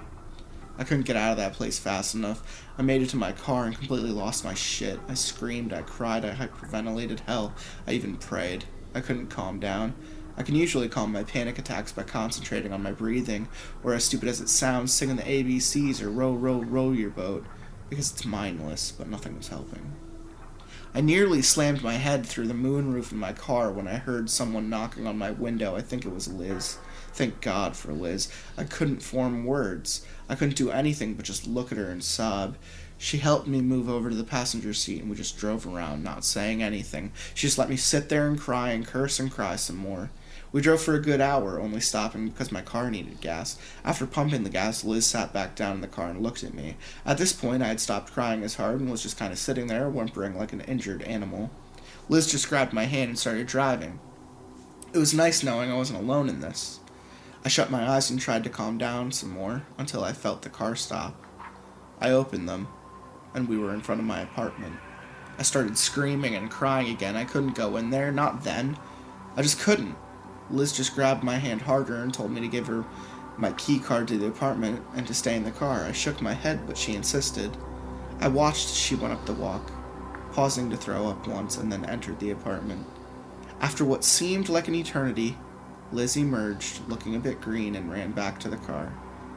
In her hand, she had my childhood stuffed dog, Floppy. I know some of you will chuckle that a 20-something woman still has her childhood stuffed animal, but I don't give a rat's ass.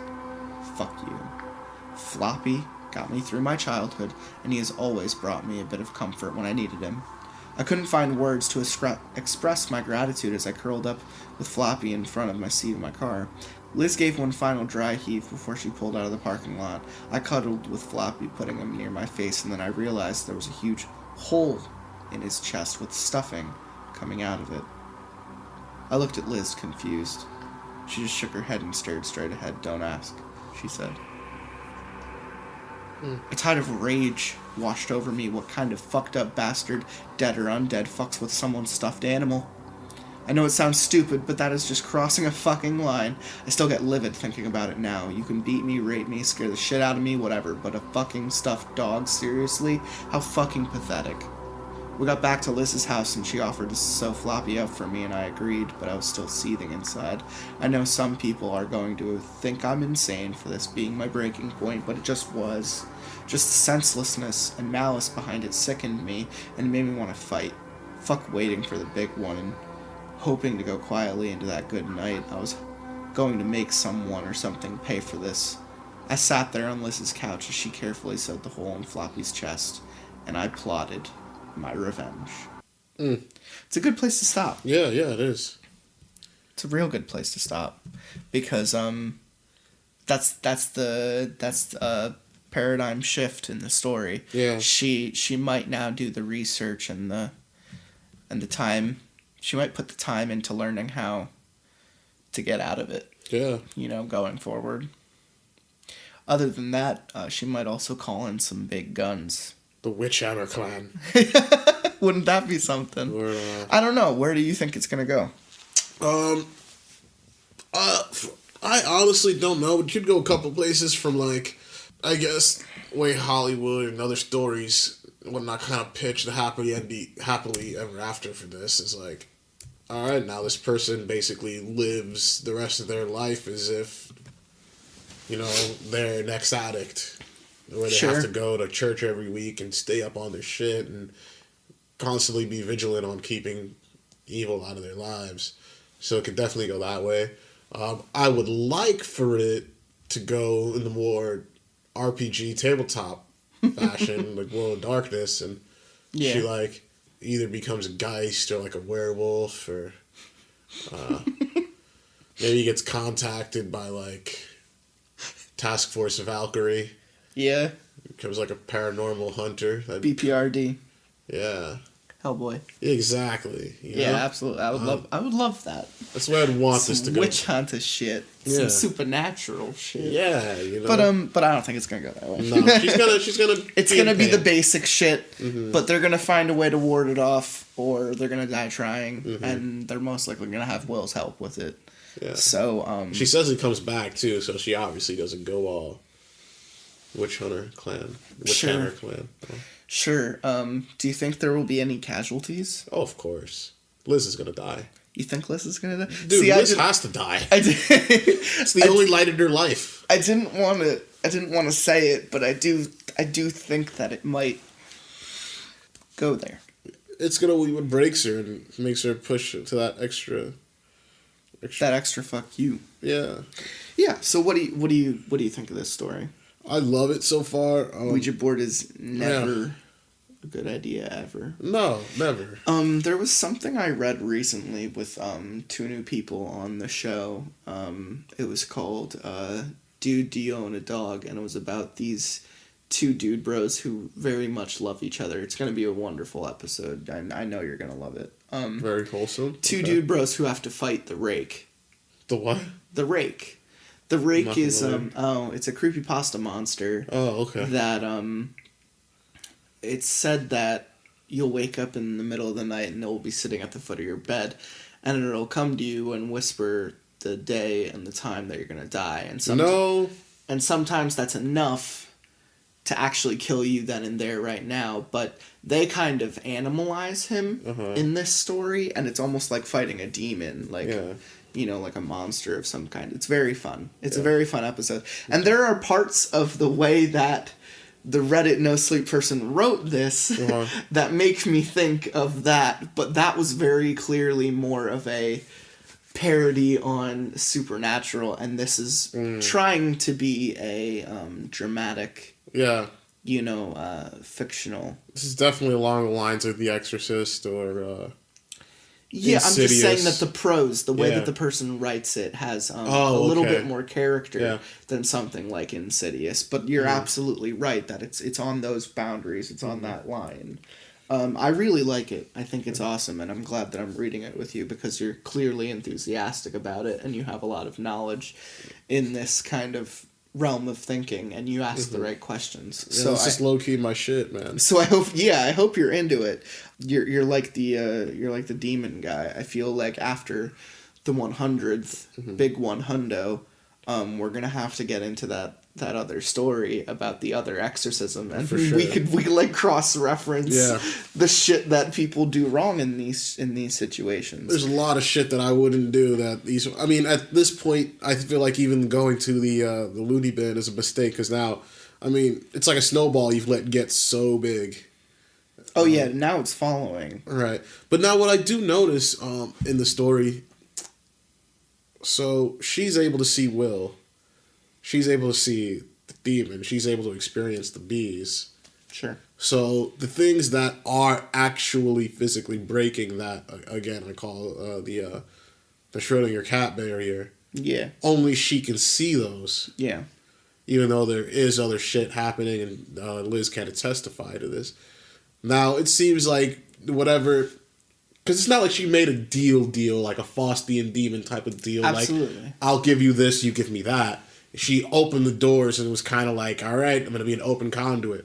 Yeah. So this kind of like, she just forced herself into mediumship. Yes. And so she may be able to pull something better out of this and like, you know? That's a good thought. I didn't think about that. But But I mean, Will was kind of my feeling of that. Is that?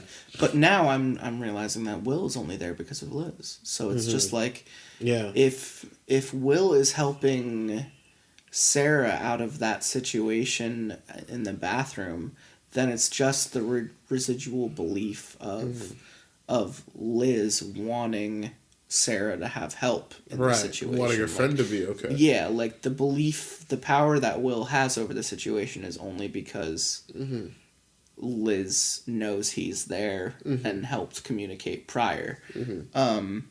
I would love for a twist to be that, you know, Will's just a fucking asshole, but I feel like we've already passed that threshold. I mean, it's totally possible. I feel like when it comes to incorporeal beings who can alter what they look like and when they appear to you, things to consider are like, again, it's motives. Something that's going to try to make you afraid is probably some way feeding off of that fear. Like when lions or hyenas or something eat a wild animal, they don't go for the kill first because they like what the cortisol and the fear does to the meat changes the flavor. Interesting.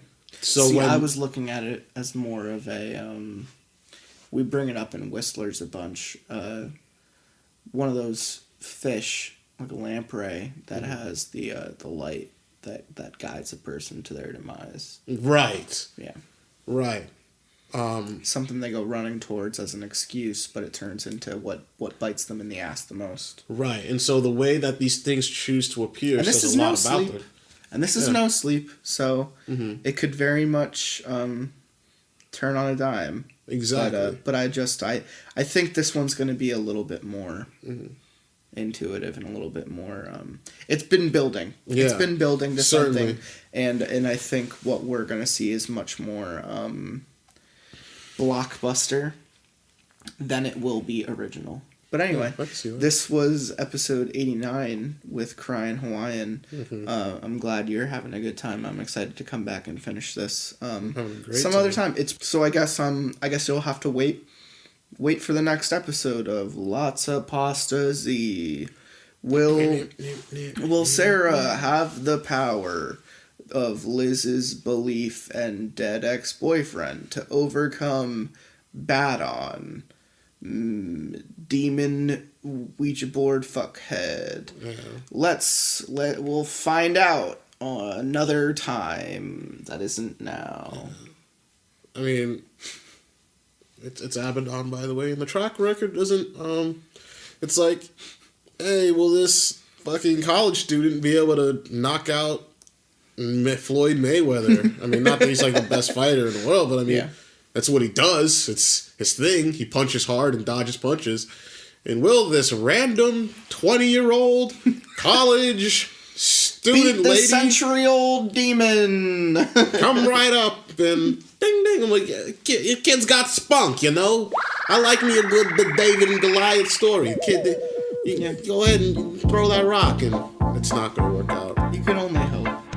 2 to the 1, from the 1 to the 3. I like good pussy and I like good trees. Smoke so much weed you wouldn't believe, and I get more ass than